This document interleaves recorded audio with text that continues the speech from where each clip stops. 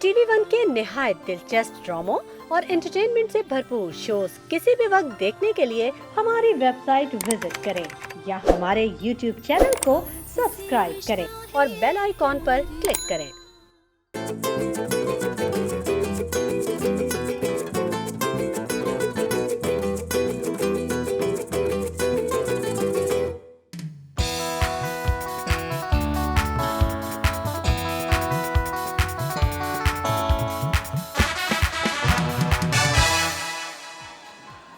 अस्सलाम वालेकुम ख़वातीन और हज़रात, very good morning to all of you. The morning star के एक शानदार शो में आपको खुशामदीद कहते हैं। आज फिर मैं सुबह जब दफ्तर के लिए यहाँ पे आ रहा था तो मैं देख रहा था कि एक बार फिर से गर्मी ज़ोरों शोर से हम पे हावी होने वाली है। और जब गर्मी आती है और इतनी तेज़ी से जब मौसम तब्दील होता है तो आपकी शख्सियत पे, आपके मूड पे और आपकी सेहत, तीनों चीज़ें बहुत ज़्यादा असरअंदाज होती हैं। सबसे पहले तो बहुत ज़्यादा गुस्सा और डिप्रेशन आता है, मानो फिर गर्मी आ गई, अब क्या होगा। क्योंकि कल मैं शूट कर रहा था और अभी मतलब जब भी आप शूट कर रहे होते थे हम लोग, तो मौसम इतना अच्छा खुशगवार, हवाएं चल रही हैं और गर्मी का एहसास नहीं होता था। लेकिन कल सूरज काफ़ी ज़्यादा अपनी आबोताब से चमक रहा था और बहुत ज़्यादा तपिश थी। तो मैंने कहा कि चलो जी, अब गर्मियाँ फिर आ गई और अक्टूबर तक जो पेशन गोई है कि अक्टूबर एंड तक गर्मियाँ रहेंगी। और इन गर्मियों में आप हाइड्रेटेड कैसे रह सकते हैं, अच्छा महसूस कैसे कर सकते हैं, ये सारे टिप्स हम आपको वक्तन फ़वक्तन देते रहते हैं। ख़वातीन और हज़रात, जिस तरह मौसम बदलते हैं उसी तरह आपके मूड्स बदलते हैं।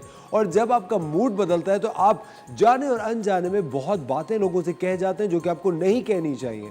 और फिर बाद में आप रिग्रेट करते हैं, यार बस मैं गुस्से में था, मैंने कह दिया, यार मैंने जज्बात के बहाव में आके ये बात कर दी। तो अपने जज्बात को अपने मूड्स के साथ इतना ज़्यादा अटैच मत करें, थोड़ा सा बैलेंस रखें। और मैं आपको एक बहुत ही ज़बरदस्त बात बताता हूँ जो कि एक सदियों पुरानी बात है। कहा जाता है एक चुप 100 सुख। कभी कभी गुस्से में हम बहुत ज़्यादा बातें करने लग जाते हैं, अरे तुमने मुझे ऐसे कैसे कह दिया, मैंने तुम्हारे लिए ये किया, मैंने तुम्हारे लिए वो किया।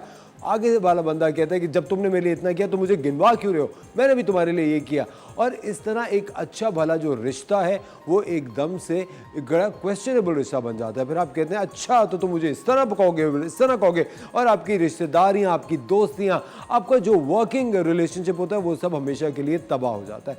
कभी कभी ज़ब्त रखना, कभी कभी चुप रहना और बाद में बात करना बहुत ज़्यादा ज़रूरी होता है। क्योंकि आपको एक बात बताओ, जितने भी ये मिडल ईस्टर्न कंट्रीज़ हैं या अफ्रीकन कंट्रीज़ हैं जहाँ गर्मी का ज़ोर ज़्यादा होता है, वहाँ पे लोग जो होते हैं वो अपने मूड्स को कंट्रोल नहीं कर पाते। वो हर वक्त एक बुरे मूड में रहते हैं या गुस्से में रहते हैं या बड़ी जल्दी फ्लेयर अप हो जाते हैं। हमेशा इस तरह की कंट्रीज़ की स्टडीज़ से ये देखा गया है लोगों की शख्सियतें कि जब भी कोई भी कॉन्फ्लिक्ट हो, कोई भी ऐसी बात हो जो आपकी मर्ज़ी के ख़िलाफ़ हो, आप कहें हम बाद में बात करेंगे।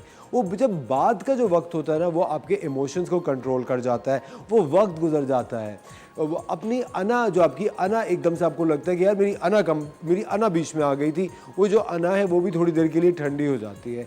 ये अना बीच में आ जाना, मूड ख़राब हो जाना, मुझे लगता है सारे आपके दिमाग में खलल होते हैं जो कि बार बार आपको एक गलत रिश्ते की तरफ, एक गलत बात की तरफ लेके जा रहे होते हैं। हमेशा अपना मूड अच्छा रखिए। और एक बहुत ज़रूरी बात ख़वातीन और हज़रात, अपनी डाइट अच्छी कीजिए, क्योंकि अगर आप गलत चीज़ें खाएंगे तो वो आपकी शख्सियत पे असरअंदाज होंगी, आपका मूड ख़राब रहेगा। अब आप सोचिए, फ़र्ज़ करें आपने कोई बीफ खाया था और वो बीफ जो थी, वो जो गाय थी वो बड़ी घुसीली गाय थी। अब आपने अगर उसका गोश्त खा लिया तो आपके साथ क्या होगा बताएं? सही नहीं कह रहा क्या? अगर, क्योंकि देखिए आप जानवरों के भी तो मूड्स होते हैं। कोई जानवर होते हैं वो बहुत तेज़ होते हैं, कोई बहुत स्लो होते हैं। और अगर आप कोई ऐसा जानवर खाते रहे, आप रोज़ एक कोई गाय बकरा इस तरह का खा रहे हैं जो कि बहुत ही, खैर छोड़े।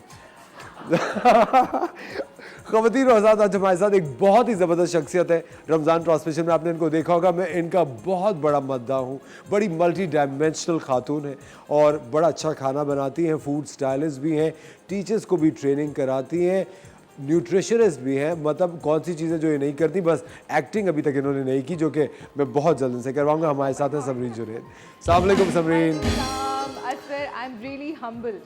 सही बताएं। so much for the brilliant and enthusiastic intro. Thank you very much. Good morning, कैसी हैं आप? Good morning, अल्हम्दुलिल्लाह, perfect. आप बताइए। मैं बिल्कुल ठीक। अब आपका रमज़ान ट्रांसमिशन मैं जब भी देख रहा होता था, मुझे हमेशा से मैं बहुत ही प्रो हूँ एजुकेटेड खवातीन के। मुझे लगता है कि खवातीन एक ऐसी ज़बरदस्त फोर्स है हमारी कंट्री की, अगर उनको एम्पावर किया जाए तो वो बहुत बेतहाशा चेंजेस मुल्क में ला सकती हैं। और अगर आई थिंक और हमें भी खवातीन और हज़रात बहुत ही राइट माइंडेडली सही खवातीन को प्रमोट भी करना चाहिए, उनको सामने लाना चाहिए, क्योंकि अच्छी जो खवातीन होंगी, जो तालीम याफ्ता खवातीन है, जो करियर ओरिएंटेड खवातीन है समरीन, वो हमारी आगे आने वाली जनरेशन की बच्चियों को इंस्पायर कर रही होती है। इसीलिए हमने भी ये इनिशिएटिव लिया। हमारा एक प्लेटफॉर्म है वुमेन एम्पावरमेंट नेटवर्क के नाम से, वेन के नाम से। उसमें हम खवातीन को न सिर्फ एम्पावर करते हैं, एजुकेट भी करते हैं और फैसिलिटेट भी करते हैं according to their level and according to their need.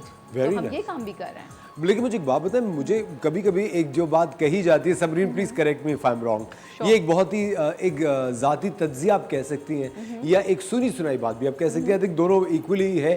खवातीन ज़्यादातर खवातीन से ही कॉन्फ्लिक्ट में रहती है। Absolutely correct. ये सच है, ये बात खुद आप देखिए खातून के मुंह से सुन रहे हैं कि खवातीन ही खवातीन के साथ कॉन्फ्लिक्ट में रहती है। सही बताएं। देखिए मैं आपको बताऊं, इसमें भी क्लासेस हैं, ठीक है। जो बहुत माजरत के साथ जो खवातीन मुझे देख रही हैं, मुझे पता है कुछ लोग मेरी फेवर में आ जाएंगे और कुछ लोग जो है ना, they will be jumping like popcorns, कि समरीन ने क्या स्टेटमेंट दे दी है। देखिए इसमें बहुत बड़ा जो आपका कंट्रीब्यूशन है ना, वो आपका एजुकेशन का है। जो ब्रॉड माइंडेड लोग हैं, ठीक है, वो जो पढ़े लिखे लोग हैं या जो किसी लेवल पे पहुंच चुके होते हैं ना, उन्हें कोई किसी किस्म की इनसिक्योरिटी नहीं होती। ये कॉन्फ्लिक्ट किन लोगों में आता है? जो इनसिक्योर होते हैं। वो कहते हैं ये वाली खातून मेरे लिए बहुत बड़ा थ्रेट है, ये आगे निकल जाएगी, ये आगे निकल जाएंगे, हम पीछे रह जाएंगे। देखिए मैं एक चीज़ मानती हूँ, बीइंग अ मुस्लिम, हमें ये रखना चाहिए यकीन कि आपके हिस्से का रिस्क, आपके हिस्से की इज्जत और आपके हिस्से की शोहरत जो अल्लाह रब्बुल इज्जत ने लिख दी है ना, वो कहीं नहीं जानी, कहीं नहीं जा रही, राइट? बिल्कुल। और आप ये देखिए, और जो नहीं मिलना ना, आप कितना भागे असफर, वो नहीं मिलेगा। बिल्कुल सही कह रही हैं, राइट, 100%। तो अगर आप इस चीज़ पे बिलीव रखेंगे और देखें, जब अल्लाह पे बिलीव की बात आती है, इफ देन एल्स, अगर मगर, ये सब निकाल दें, तो आपकी लाइफ आसान हो जाएगी, जैसा अल्हम्दुलिल्लाह मेरी है। अल्हम्दुलिल्लाह मेरी भी है समरीन, मैं भी बिल्कुल इसी तरह सोचता हूँ, क्योंकि मैं कभी कभी जब हम डिफरेंट हलकों में जाते हैं, मिलते हैं, एक तो you have to be civil also, आपको एक सिविल तरीके से, एक तमीज़ से, कर्टिसी के साथ लोगों से मिलना पड़ता है। बहुत दफ़ा खवातीन होता है, ऐसी बातें होती हैं जिससे आप डिसएग्री करते हैं, लेकिन आपको सर हिलाना पड़ता है, जी आप बिल्कुल ठीक कह रहे हैं, ऐसा होता है। हाँ, लेकिन मुझे समरीन बदलते वक्तों के साथ ऐसा भी लगने लगा कि लोगों का एक जो सेल्फ कॉन्फिडेंस है और जो उनका ईमान है, वो थोड़ा सा डोल जाता है, डगमगा जाता है। ये जो फेथ होता है ना कि हमारी इज्जत, हमारी शोहरत या हमारी दौलत कहीं नहीं जा रही है, वो ओवर कॉन्फिडेंस में आ जाती है वो चीज़। मैंने कहा ना, छोटी छोटी सी, देखिए छोटी छोटी सी फाइन लाइंस हैं, जब वो क्रॉस कर जाते हैं, या आप इधर आ जाते हैं या इधर, ठीक है, आपको रखनी है मैना रवि ना, आपको बिल्कुल इनफीरियर उधर जाना है ना इधर जाना है, सेंटर। और आपकी वो बात को मैं सेकंड करूंगी, जैसे अभी आप कह रहे थे कि खामोशी, ये तो हज़रत अली का भी कॉल है कि एक खामोशी 10 बलाओं को टालती है, राइट। यहाँ एक छोटा सा जोक शेयर करती हूँ आपसे। एक खातून थी, क्योंकि खवातीन की बात हो रही है, आपने ये बात की तो मुझे याद आया कि एक खातून थी, उनका ना अपने हस्बैंड से बहुत झगड़ा होता था, हर वक्त झगड़ा, उनके पड़ोसी परेशान, रिलेटिव्स परेशान, क्या करें।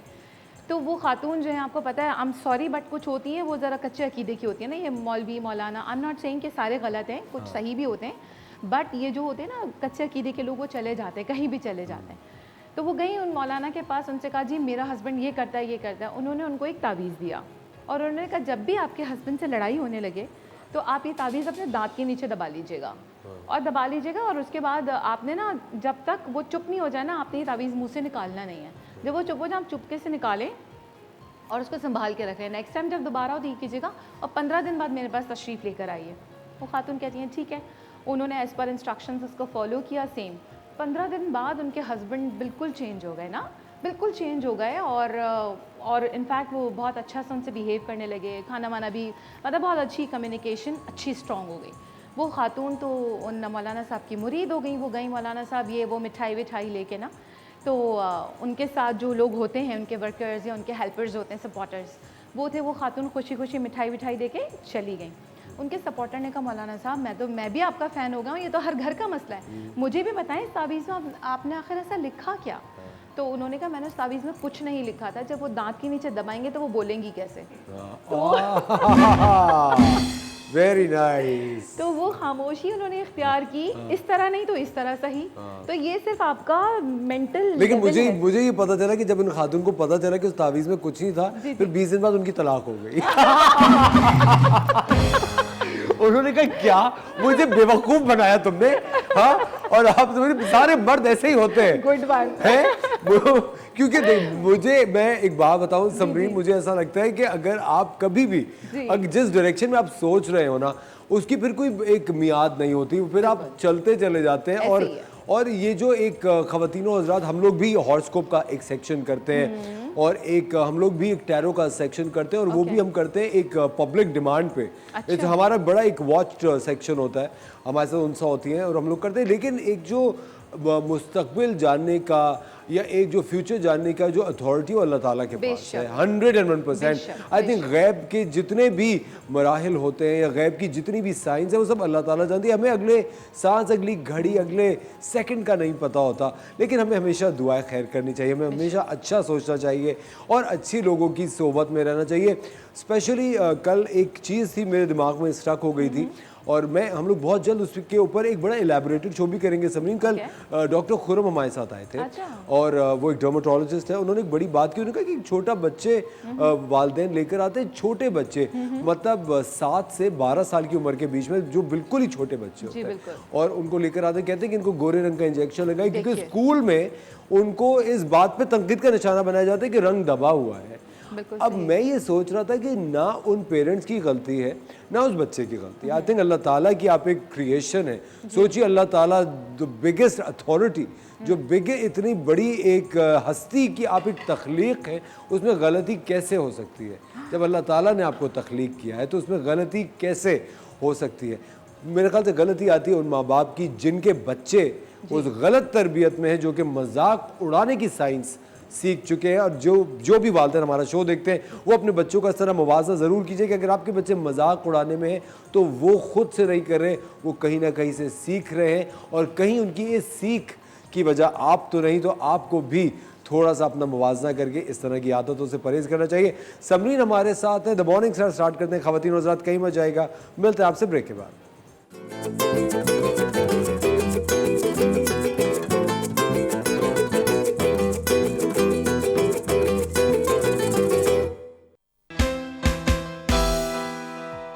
वेलकम बैक ख़वातीन और हज़रात, आप देख रहे हैं द मॉर्निंग स्टार। एक बार फिर आपको शो में खुशामदीद कहते हैं।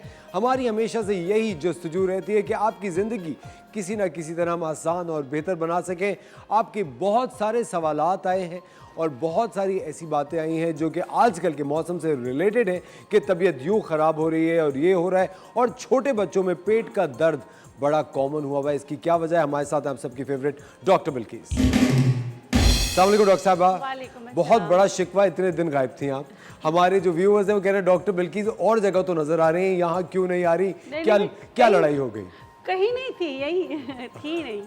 कहाँ थे? हम गई हुई थी कहीं बाहर? नहीं, मैं लाहौर इस्लामाबाद गई हुई थी, लेकिन किसी चैनल पर नहीं थी। अच्छा, तो फिर वो लोग रिपीट चला रहे थे। हाँ, हमें भी रिपीट चलाना चाहिए था। चले कोई बात नहीं, लेकिन हम चाहते हैं कि बराह रास्त आपकी डॉक्टर बिल्किस से हमेशा मुलाकात करा सकें। अगर आपका कोई सवाल है, अगर आप किसी परेशानी से गुजर रहे हैं, तो आप कॉल करके डॉक्टर बिल्किस से लाइव बात कर सकते हैं। डॉक्टर बिल्किस, आज किस बारे में बात कर रहे हैं? आज कॉलिक पेन के बारे में बात करें।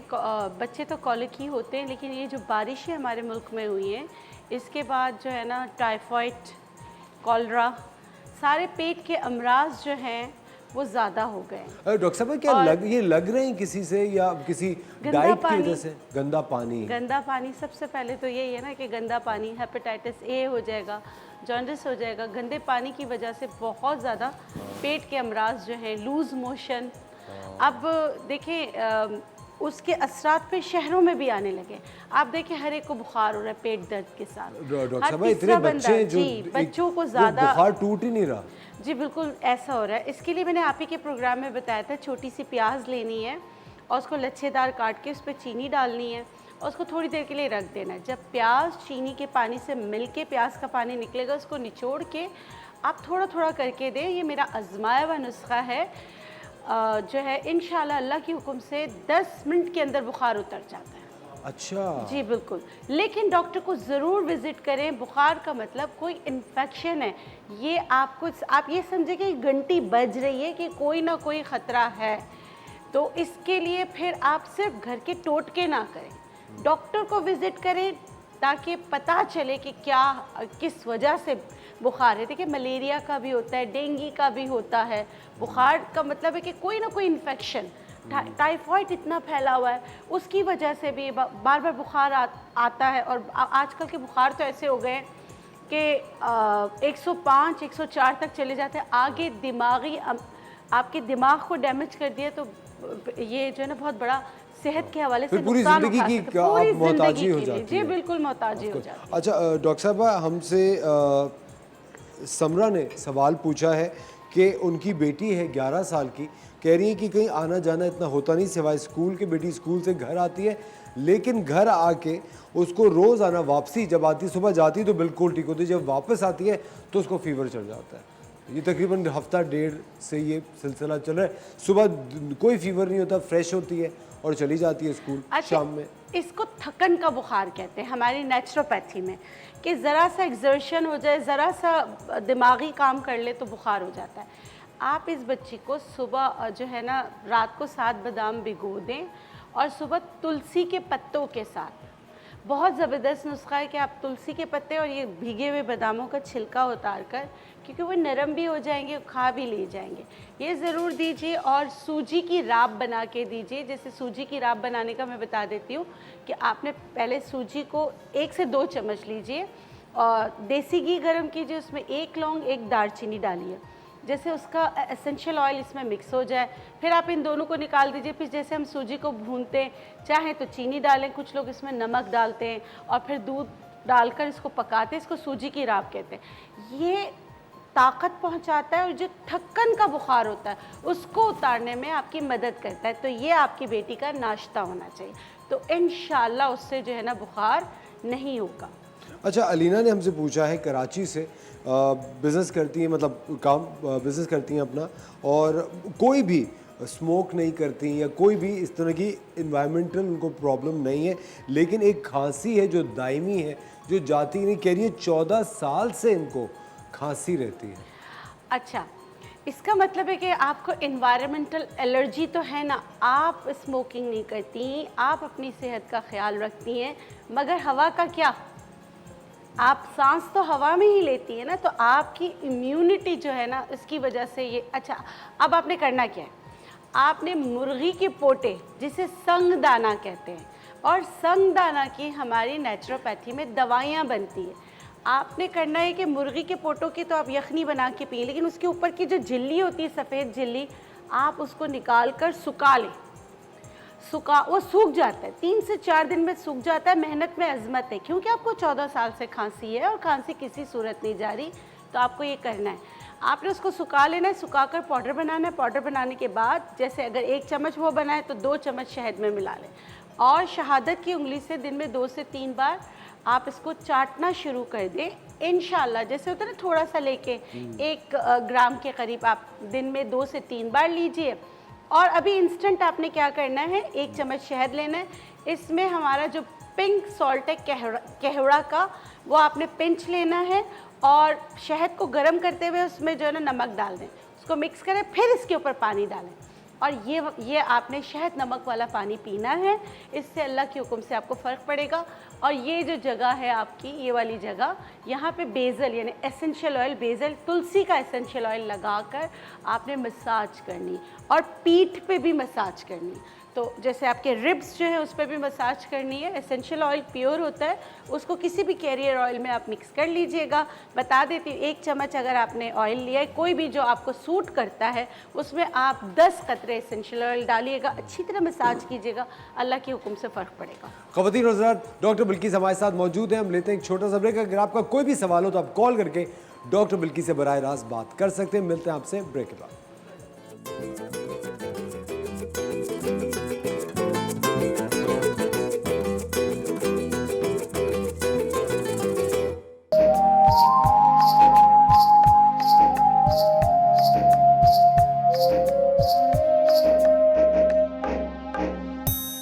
वेलकम बैक खवातीन और हज़रात, आप देख रहे हैं द मॉर्निंग स्टार। एक बार फिर आपको शो में खुशामदीद कहते हैं। डॉक्टर बिल्किस हमारे साथ मौजूद है। डॉक्टर साहब क्या बना रही हैं आप? जी मैं जैसे हमने बात की थी कि पेट में दर्द, शदीद तरीन दर्द होता है। अच्छा, पेट का जो दर्द है वो आपको इंडिकेशन है। बाज़ लोगों को सुबह उठ के नोज़िया होता है, वॉमिटिंग स्टार्ट हो जाती है, तो याद रखिएगा कि आपने अपना लीवर ज़रूर चेक कराना है। हेलिकोबैक्टर पाइलोरी तो नहीं, अल्सर तो नहीं है। अगर ख़वातीन है तो उनके यूट्रस का कोई मसला हो सकता है और किडनी का मसला हो सकता है। तो आप सिर्फ टोटकों पे नहीं जाइएगा, अपना ट्रीटमेंट जैसे टाइफाइड हो, कुछ भी हो तो पेट, जिस तरह सर दर्द, अगर सर में दर्द है तो उसकी कोई रीज़न्स होती है, इसी तरह पेट के दर्द की बहुत सारी रीज़न्स होती हैं। और कॉन्स्टिपेटेड हैं तो भी पेट में दर्द होगा। लेकिन अभी हम स्टार्ट करते हैं कि अगर आपको मड़ोड़ है, शदीद मड़ोड़ के साथ, पेट दर्द के साथ आपको लूज़ मोशन हो रहे हैं, तो किचन में एक चीज़ है जो आपकी बहुत मदद करता है, वो है बड़ी इलायची। आपने बड़ी इलायची का ये छिलका जो है ये निकाल देना है। इसके बीज जो है आप इसमें ऐसा होता है कि 4 उसके बीज होते हैं, इसमें 7 से 8 दाने होते हैं।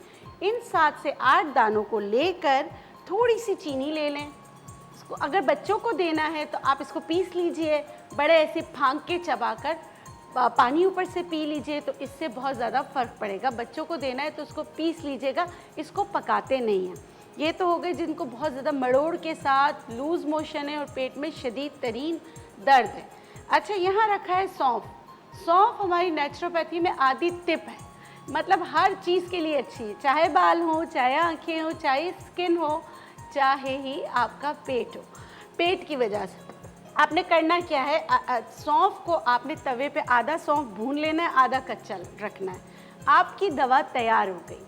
अगर पेट में शदीद दर्द होता है, मतलब कि लूज़ मोशन तो हो रहे हैं, दर्द के साथ वॉमिटिंग हो रही है, तो ये आधा कच्चा आधा पक्का सौंफ जो आपके पास रखा हुआ है, आप इसका इस्तेमाल भी कर सकते हैं। चुटकी चुटकी खा सकते हैं। एक तो जो मुंह में कड़वा पानी आ रहा होता है जिसकी वजह से पूरा आपके गले में जलन हो रही होती है, उसमें आराम देगा, और पेट के अमराज में भी, चाहे वो किसी वजह से हो, उसको सही करने में आपकी मदद करेगा। अब अगर आपको एच पाइलोरी की वजह से, हेलिकोबैक्टर पाइलोरी अल्सर की वजह से आपके पेट में शदीद दर्द होता है और एसिड रिफ्लेक्स होते हैं, जैसे खट्टा गंदा पानी मुंह को आता है, ये ख़ासकर होता है जब हम बिस्तर पे लेटते हैं और बर्ब्स बहुत आते हैं और बहुत बोझल तबीयत होती है, हार्ट बीट तेज़ हो जाती है और आपको रात को नींद इस वजह से नहीं आती कि आपको हर वक्त लग रहा होता है जैसे बर्ब्स के साथ मुंह में पानी आ रहा है। तो रेवन चीनी यहाँ मैंने पीस के रखा है। रेवन चीनी आराम से मार्केट में अवेलेबल है, ये आपने लेना है या पीस ले। और आपने खाना कितना है वो मैं बता देती हूँ। आपने लेना है 1/2 टीस्पून और ये इसबगोल की भूसी 1/2 टीस्पून। आपकी दवा तैयार हो गई। इन दोनों को मिक्स कर लीजिए। इस पर आप थोड़ा सा गर्म पानी डाल दीजिए और ये आपने दोपहर खाने से पहले, रात खाने से पहले पीना है। और ये मैं बता दूं, इसका जायका बहुत ही ज़्यादा कड़वा होता है, लेकिन इसकी कड़वाहट आपकी बीमारी को ख़त्म करने में आपकी मदद करती है। इसी तरह अल्सर के लिए एक और बहुत अच्छी चीज़ है, वो है प्याज के बीज। प्याज के बीज बहुत अच्छा है। आपने ये चुटकी भर प्याज के बीज असर के वक्त लेना है। असर का मतलब है कि आपने दोपहर का खाना 4 घंटे पहले खाया हो, ठीक है, तो ये आपने लेना। अगर आपको प्याज के बीज नहीं मिल रहे तो आप प्याज का अर्क निकालें, एक छोटी सी प्याज का अर्क निकालें, थोड़ा सा उसमें पानी मिलाएं, वो पी लीजिए, तो उससे बहुत ज़्यादा फ़र्क पड़ेगा इंशाल्लाह। डॉक्टर साहब, मिसेस परवेज़ की कॉल है फ्रॉम मुल्तान, उनसे बात करते हैं। जी अस्सलाम वालेकुम मिसेस परवेज़, कैसी हैं आप? खैरियत से? डॉक्टर बिल्किस हमारे साथ है। डॉक्टर बिल्किस से बात करा दीजिए। जी जी जी फरमाइए। अस्सलाम वालेकुम डॉक्टर। वालेकुम अस्सलाम। डॉक्टर जी, मुझे ना पिछले 4 साल से होंठों के नीचे में बारीक बारीक से दाने निकल आते हैं पिच की तरह। यहाँ पर? और ये अब वो मैंने डॉक्टर्स को भी दिखाया तो वो और फैलने लगे ना। हाँ जी, इधर, और अब लिप्स के ऊपर भी आने लग गए और नाक के ऊपर भी। हाँ जी, और अब वो फिर वो काफी अच्छा दिखाते हुए उससे मुझे फैलने लगे, फर्क नहीं पड़ा। अब मैंने वो हकीम साहब को दिखाया तो थोड़ा सा फर्क पड़ता है, लेकिन मैं बार बार उनसे दवाई ले लेके भी तंग आ गई हूँ। आप मुझे जरा थोड़ा अच्छा सा मशवरा दे दीजिए। अच्छा, मैं मशवरा दे देती हूँ। आप मीठा खाना छोड़ दें, ठीक है, मीठा आप बिल्कुल नहीं खाएंगी। और ये जगह जो होती है, जब ख़वातीन काम करती है तो यहाँ पसीना ज़्यादा आता है, यहाँ पसीना ज़्यादा आता है, और आप उसको ऐसे रगड़ के साफ़ कर लेती हैं, तो आप उसको अपने दानों को फैला देती हैं। इसमें छोटे छोटे सफ़ेद कलर के पस वाले दाने निकलते हैं जो बहुत ज़्यादा पेन करते हैं, फिर ये एरिया, फिर ये एरिया, फिर इस तरह फैलता चला जाता है, और ये फंगस की तरह होता है। इसका इलाज मैं बता देती हूँ। आपने यहाँ इसको ज़्यादा ड्राई रखना है, इन जगहों को ड्राई रखना है। एलोवेरा जेल ले लीजिए, प्योर एलोवेरा जेल लेंगी 1 चम्मच, उसमें आधी चम्मच हल्दी मिला लेंगी, और ये आप कोशिश कीजिएगा कि तकरीबन 24/7 लगा रहें। आप नमाज़ पढ़ती हैं या आप चेहरा धोती हैं, उसके फ़ौरन बाद दोबारा लगा लीजिएगा। लेकिन खाने में अगर आपने मीठा ख़त्म कर दिया और आपने ये इस्तेमाल किया तो इंशाल्लाह आपको फ़र्क पड़ेगा। और मीठा, आलू भी मीठा होता है, चावल भी मीठे होते हैं, और हमारी जो गंदम की रोटी है वो भी मीठा होता है। बहुत सारे पेशेंटों ने मुझसे पूछा, डॉक्टर बिल्किस गंदम के अलावा खाएं क्या? तो आप गंदम खा सकते हैं, मगर कैसे? आप उसको खमीरा कर दें। 3 दिन खमीर किया हुआ जो गंदम का आटा आपने गूंदा है, 3 दिन आपने खमीर कर लिया, तो वो आपके लिए दवा बन जाएगी, और जो नुकसान है वो ख़त्म हो जाएंगे। तो आप गंदम की रोटी खा सकती हैं। खमीर कैसे करते हैं डॉक्टर बिल्किस? आप कुछ भी नहीं करना, आपने गूंद के रख देना है। अच्छा, फर्मेंटेड होता चला जाएगा, होता चला जाएगा। बेस्ट है, क्योंकि आपको ताकत चाहिए। और गंदम की रोटी लोग कहते हैं कि फिर हम खाएं क्या, दूसरी चीज़ें और एक्सपेंसिव होती चली जाती हैं। तो इसका आसान हल ये है कि, और अक्सर ख़वातीन जब इस तरह का खमीर हो जाता है तो वो आटा फेंक देती हैं। वो फेंकना नहीं है, वो आपने रोटी बना के खानी है। थोड़ी सी उसमें खटास बढ़ जाएगी, लेकिन आपके जिगर के लिए वो बहुत अच्छा है, आपके मोटापे के लिए बहुत अच्छा है, और जो शुगर पेशेंट है उनके लिए बहुत अच्छा है। अच्छा, राव साजिद साहब की कॉल है, उनसे बात करते हैं। हेलो जी, अस्सलाम वालेकुम राव साहब। हेलो सर जी, अस्सलाम वालेकुम। डॉक्टर बिल्किस हमारे साथ हैं, क्या कहना चाहेंगे आप? डॉक्टर साहब से मैंने बात सवाल पूछा था मैथे के हवाले से। जी जी, फरमाइए। जी, मुझे ना तकरीबन 8-10 दिन से ना मैदे में काफ़ी तकलीफ है, और तकरीबन कि मैं खाना भी नहीं खा सक रहा 8-10 दिन से, और ना मुझे बड़ा पेशाब आया 8-10 दिन से।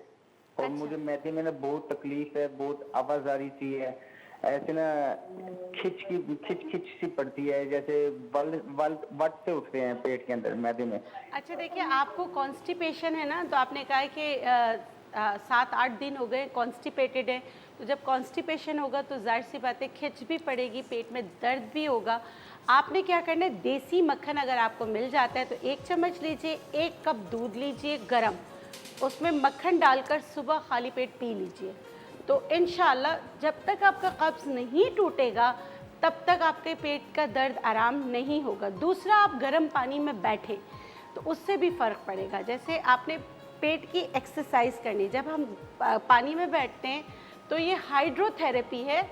ख़ासकर बच्चों को भी अगर कॉन्स्टिपेशन होता है तो दवा देने से पहले उनको पानी में बिठाया करें, उससे बहुत फ़र्क पड़ता है। तकरीबन आधा घंटा आपको पानी में बैठना है, उससे भी फ़र्क पड़ेगा।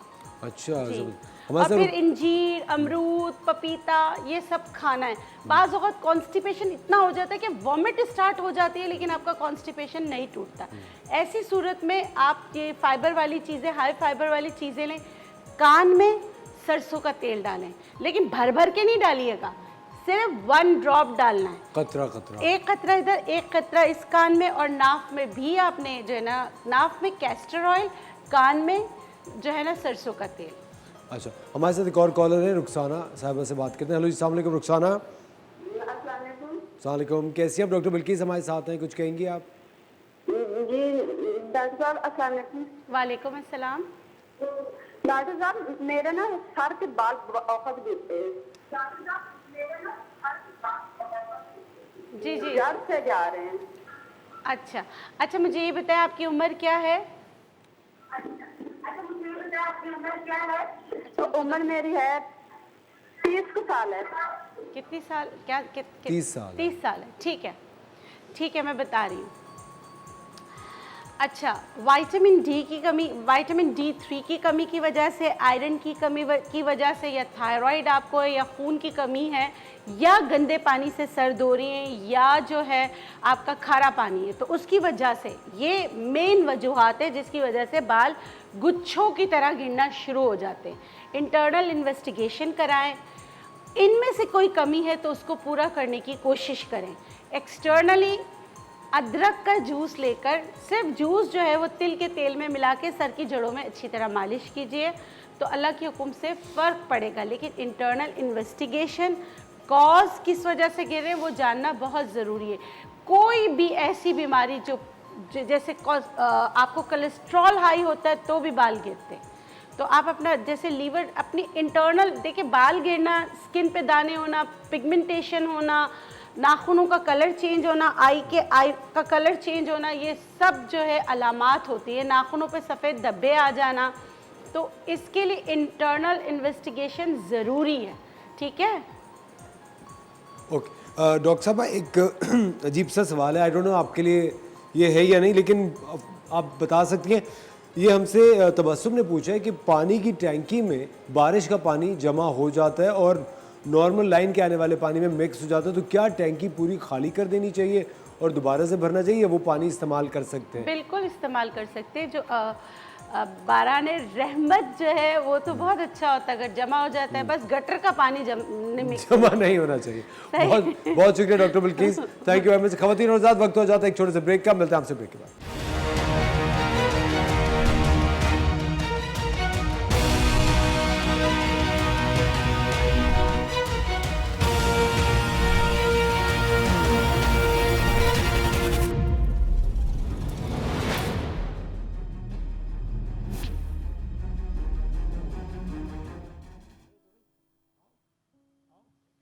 वेलकम बैक ख़वातीन और हज़रात, एक बार फिर आपको शो में खुशामदीद कहते हैं।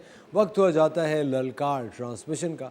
जिस तरह कि आप लोग जानते हैं कि हम लोग बहुत जू का तू हैं अपने उन सैलाब ज़दगान भाई बहनों के लिए जो कि इस वक्त एक बहुत ही मुश्किल मरहले से गुज़र रहे हैं। आप जानते हैं 75% हिस्सा आपके मुल्क का पानी से बहुत ज़्यादा मुतासर हुआ है। बहुत सारे लोग हैं जो कि अपनी जानों से जा चुके हैं, और जान से जाना बहुत ज़्यादा हम आसानी से कह देते हैं कि वो लोग अपनी जान से चले गए और इतने लोग मर गए। लेकिन आपको पता है जब कोई मर जाता है तो वो तो मर जाता है, लेकिन उसके साथ पूरी फैमिली सोगवार छोड़ जाता है। और जब वो सोग में रहते हैं और हाथ में कुछ होता भी नहीं और मुस्तकबिल का कोई इल्म नहीं होता, कोई पता नहीं होता, आने वाली कल की कोई ख़बर नहीं होती, और उससे भी ज़्यादा तकलीफ़ बात आने वाले कल की कोई उम्मीद नहीं रह जाती, तो फिर ज़िंदगी बहुत ज़्यादा मुश्किल लगने लगती है। आज आपकी मुलाकात एक बहुत ही शानदार शख्सियत से करा रहे हैं, एक ऐसे इंसान जो कि हम में से ही हैं, जिन्होंने एक कदम उठाया 6 साल पहले, और आज उनका जो इदारा है फिक्स इट, वो किसी भी तारुफ का मोहताज नहीं। हमारे साथ हैं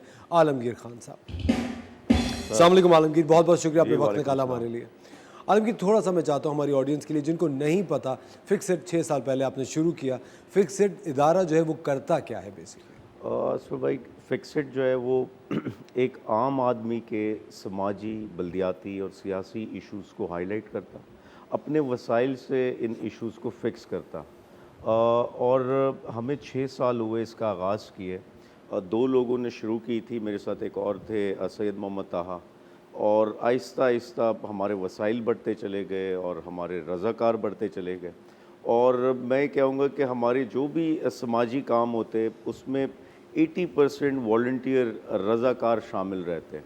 और अल्हम्दुलिल्लाह अभी कराची से बाहर हम एक्सपेंड कर रहे हैं, मुख्तलिफ़ शहरों में, डीजी खान, अटक, पेशावर, लाहौर, यहाँ हम अपने टीम्स वगैरह कायम कर रहे हैं, ऑफिसेस कायम कर रहे हैं।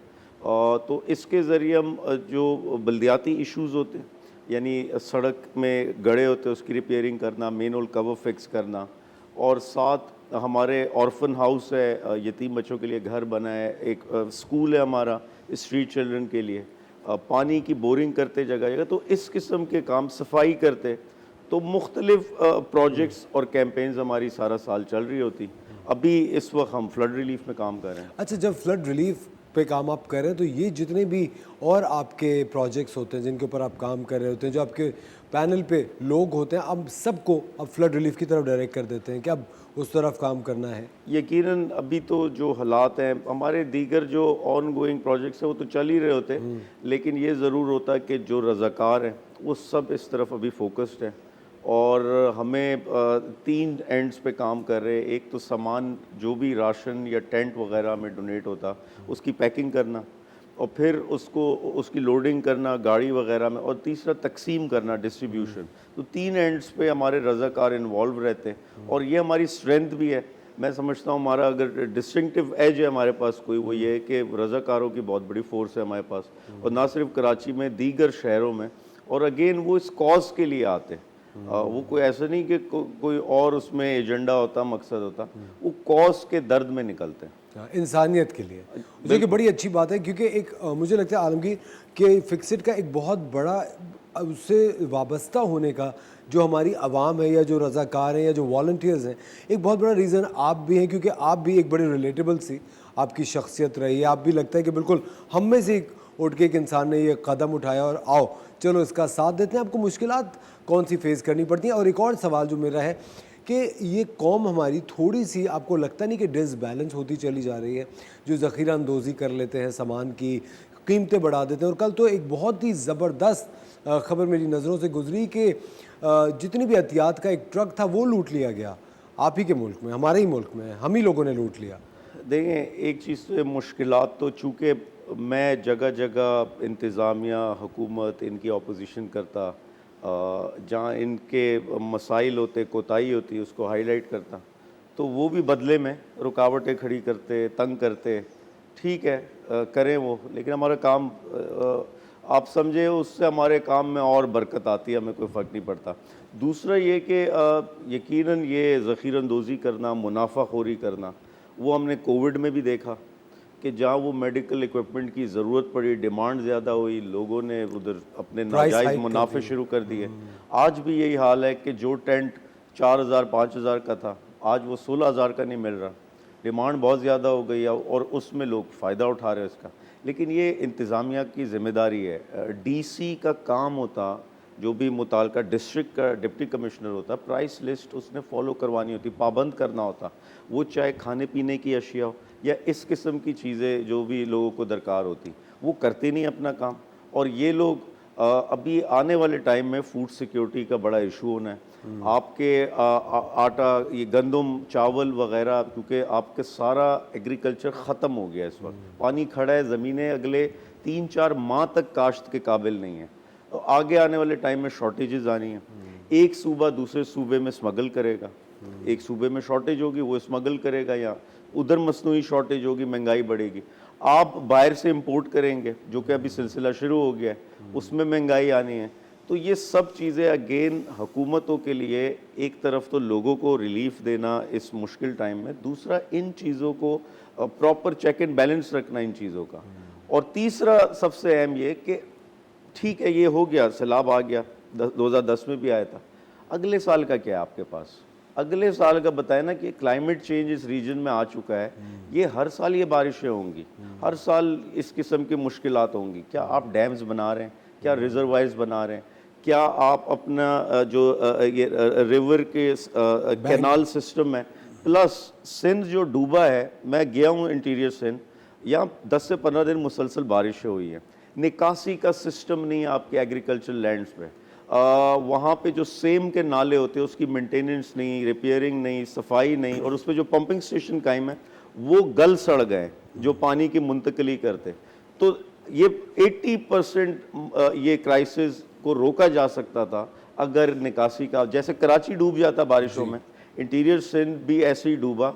यकीनन अनप्रेसिडेंटेड बारिश थी, और जो घर तबाह हुए वो बारिश की वजह से हुए, लेकिन ज़मीनें बचाई जा सकती थी जहाँ पानी खड़ा है अभी। लेकिन देखिए जिस तरह क्लाइमेट चेंज अब आ रहा है, अब आपको नहीं पता कि सर्दियाँ किस नौयत की आएंगी, और बहुत सारे ऐसे इलाके हैं स्पेशली जो हमारे बलाई इलाके हैं उनमें तो सर्दियाँ आई भी हैं और वो भी सैलाब से अफेक्टेड है, और वो लोग पानी में खड़े हैं विथ लॉट ऑफ एक माइनस टेम्परेचर्स में भी, सर्दियों में भी खड़े हैं, उनकी भी एहतियात करनी है। लेकिन मुझे वो दिमाग, वो माइंड समझ में नहीं आता कि आप एहतियात का एक ट्रक लूट सकते हैं, जो कि एक खलकत की मदद करने के लिए एक एहतियात जा रही हैं, जिसमें सदक़ात, खैरात, लोगों की एक दिल से दी हुई चीज़ें वो आपने ऐसे ही लूट ली, और हम में से ही हैं, और उसकी भी अब एक जो फोर्स जिसने मदद कर रहे हैं, अब वो इस काम में लग जाएगी कि किसने लूटा और कैसे लूटा और उसकी क्या वजूहात थी। आलमगीर, अभी जिस तरह आप बात करें निकासी आपका प्रॉब्लम नहीं है, ये प्रॉब्लम नहीं है, जिस तरह आप, जब मुझे तो समझ में नहीं आता कि जब आपके ये दही इलाके इस तरह के प्रॉब्लम में आते हैं और एट द सेम टाइम आपकी सिटीज़ भी प्रॉब्लम में आती हैं, तो फोर्सेस कितनी ज़्यादा इधर उधर भागेंगी? देखें, ये कोई रिएक्टिव अप्रोच नहीं होनी चाहिए। बात यह है कि आप पहले से तैयारी करें, प्लान करें। वो एक हमारे इधर सिंध के वज़ीर है, वो कहते हैं कि ये हमारे अमाल का नतीजा है ये सब। अच्छा ठीक है, बात जायज़ है, लेकिन मुझे बताएं कि ये अमाल किसी मगरबी मुल्क में, वहाँ कौन सा दीन है, वहाँ कौन सा इस्लाम है, वहाँ तो ये सारी चीज़ें हैंडल हो जाती उसको, क्योंकि वो लोग सिस्टम बनाते हैं। वो लोग हमारी तरह अजाब के नतीजे में नहीं बाहर आते, बल्कि उससे पहले इसकी तैयारी करते और इसके लिए सिस्टम बनाते। अब चाइना ने पिछले कोई 8-10 साल में 5000 डैम बना दिए अपने मुल्क में। इंडिया सैकड़ों डैम बना चुका है। हम अभी तक एक वो मोमन जो बादशाह डैम है उसके लिए भी कितने चैलेंजेस आए। मकसद सिर्फ काला बाग डैम हम 30 साल में नहीं बना, पूरी कौम का मुत्तफ़िका कुछ हो ही नहीं सका, उस पर कोई कंसेंसस बिल्ट नहीं हुआ। तो ये सब चीज़ें हमारी कमज़ोरियाँ हैं, लिहाजा और उसका हम भुगत रहे आज। अगेन ये नहीं है कि कोई चीज़ आए उसके रिएक्शन में हुकूमत निकले, इंतज़ामिया नज़र आए। पहले से तैयारी करनी चाहिए इन चीज़ों की। अब बारिश की पेशनगोई क्या पहले से नहीं थी? आप तैयारी कर सकते थे, नहीं की गई। मुझे बताए कि निकासी आपका जो सिस्टम है सारा, अच्छा चले वो देहात है, कराची में आप मेट्रोपॉलिटन सिटी है, यहाँ आपके पास नहीं है। और कितने ऐसे शहर हैं सिंध के जहाँ सिस्टम ही नहीं है इसका, ड्रेनेज का, और ड्रेनेज में सीवरेज का सिस्टम मिक्स किया हुआ है, और वही सारा गंदा पानी, क्योंकि ट्रीटमेंट प्लांट्स मौजूद नहीं है जो रिसाइकल करते सारा आपके बारिशी नालों पर या सीवरेज के सिस्टम पर, यही गंदा पानी आप समंदर में छोड़ रहे हैं, समंदर की स्पीशीज़ ख़राब कर रहे हैं। मकसद सिर्फ ये है कि ये प्रोएक्टिव अप्रोच होनी चाहिए। पहले से हमें बायसियत कौम इन चीज़ों की तैयारी करनी चाहिए, वरना अगले साल फिर यही होगा, फिर निकलेंगे, फिर यही मसला। ख़वातीन और हज़रात, आलमगीर हमारे साथ मौजूद हैं। वक्त हो जाता है एक ब्रेक का, मिलते हैं आपसे ब्रेक के बाद।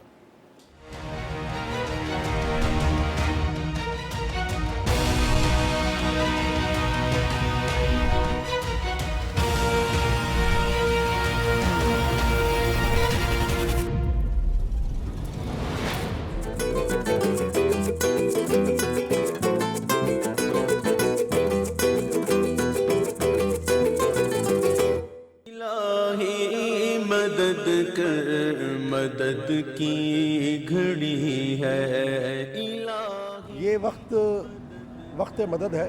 हमारे बच्चे भूख से मर रहे हैं और हमारे मवेशी भूख से मर रहे हैं। पाकिस्तान की 75 साल तारीख़ में इतना बड़ा सानहा या इतना बड़ा हादसा कभी नहीं हुआ होगा जो इस मरतबा हुआ है। इस वक्त जो सैलानी तकरीबन 1 माह और 10 दिन गुजर गए, हम पाकिस्तान के 2 सूबों में काम कर रहे थे, एक बलूचिस्तान और एक सिंध। इसके बाद हम 3 दिन से पंजाब भी चले गए और वहाँ भी अल्हम्दुलिल्लाह अपना काम शुरू कर चुके हैं। यहाँ हैदराबाद में माशाल्लाह इस वक्त 600 देगें यहाँ पक सकती हैं। अगर हम 600 देगों का हल हिसाब लगा लें तो कितने हज़ारों आदमी इससे फैज़याब हो सकते हैं।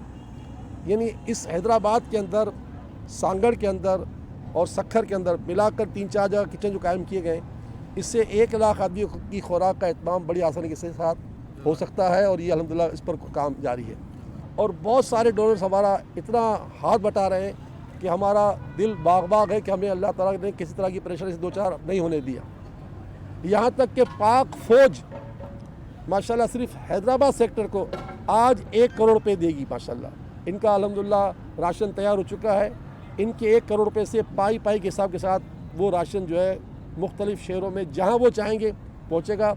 गाड़ी तैयार है जिसमें तल्लों का जो है माशाल्लाह कुकिंग ऑयल जो है जो मंगाया गया है। मैं अहले पाकिस्तान का और दुनिया भर के लोगों का जिन्होंने सैलानी पर एतमाद किया है और काम किया, हमें अतियात भिजवाते हैं, शुक्रिया अदा करता हूँ। बस दुआ है कि अल्लाह ताला हमारी हालत को दुरुस्त फरमा दे और आने वाली ज़िंदगी हमारे लिए बेहतर फरमाए। ईमानी पहचान सैलानी की, खिदमते खल्क है शान सैलानी की। बांट लेता है इंसानियत के जो गम, ऐसा ईसार है आन सैलान की, काम करता इबादत का सैलानी है, आशियाना मोहब्बत का सैलानी है।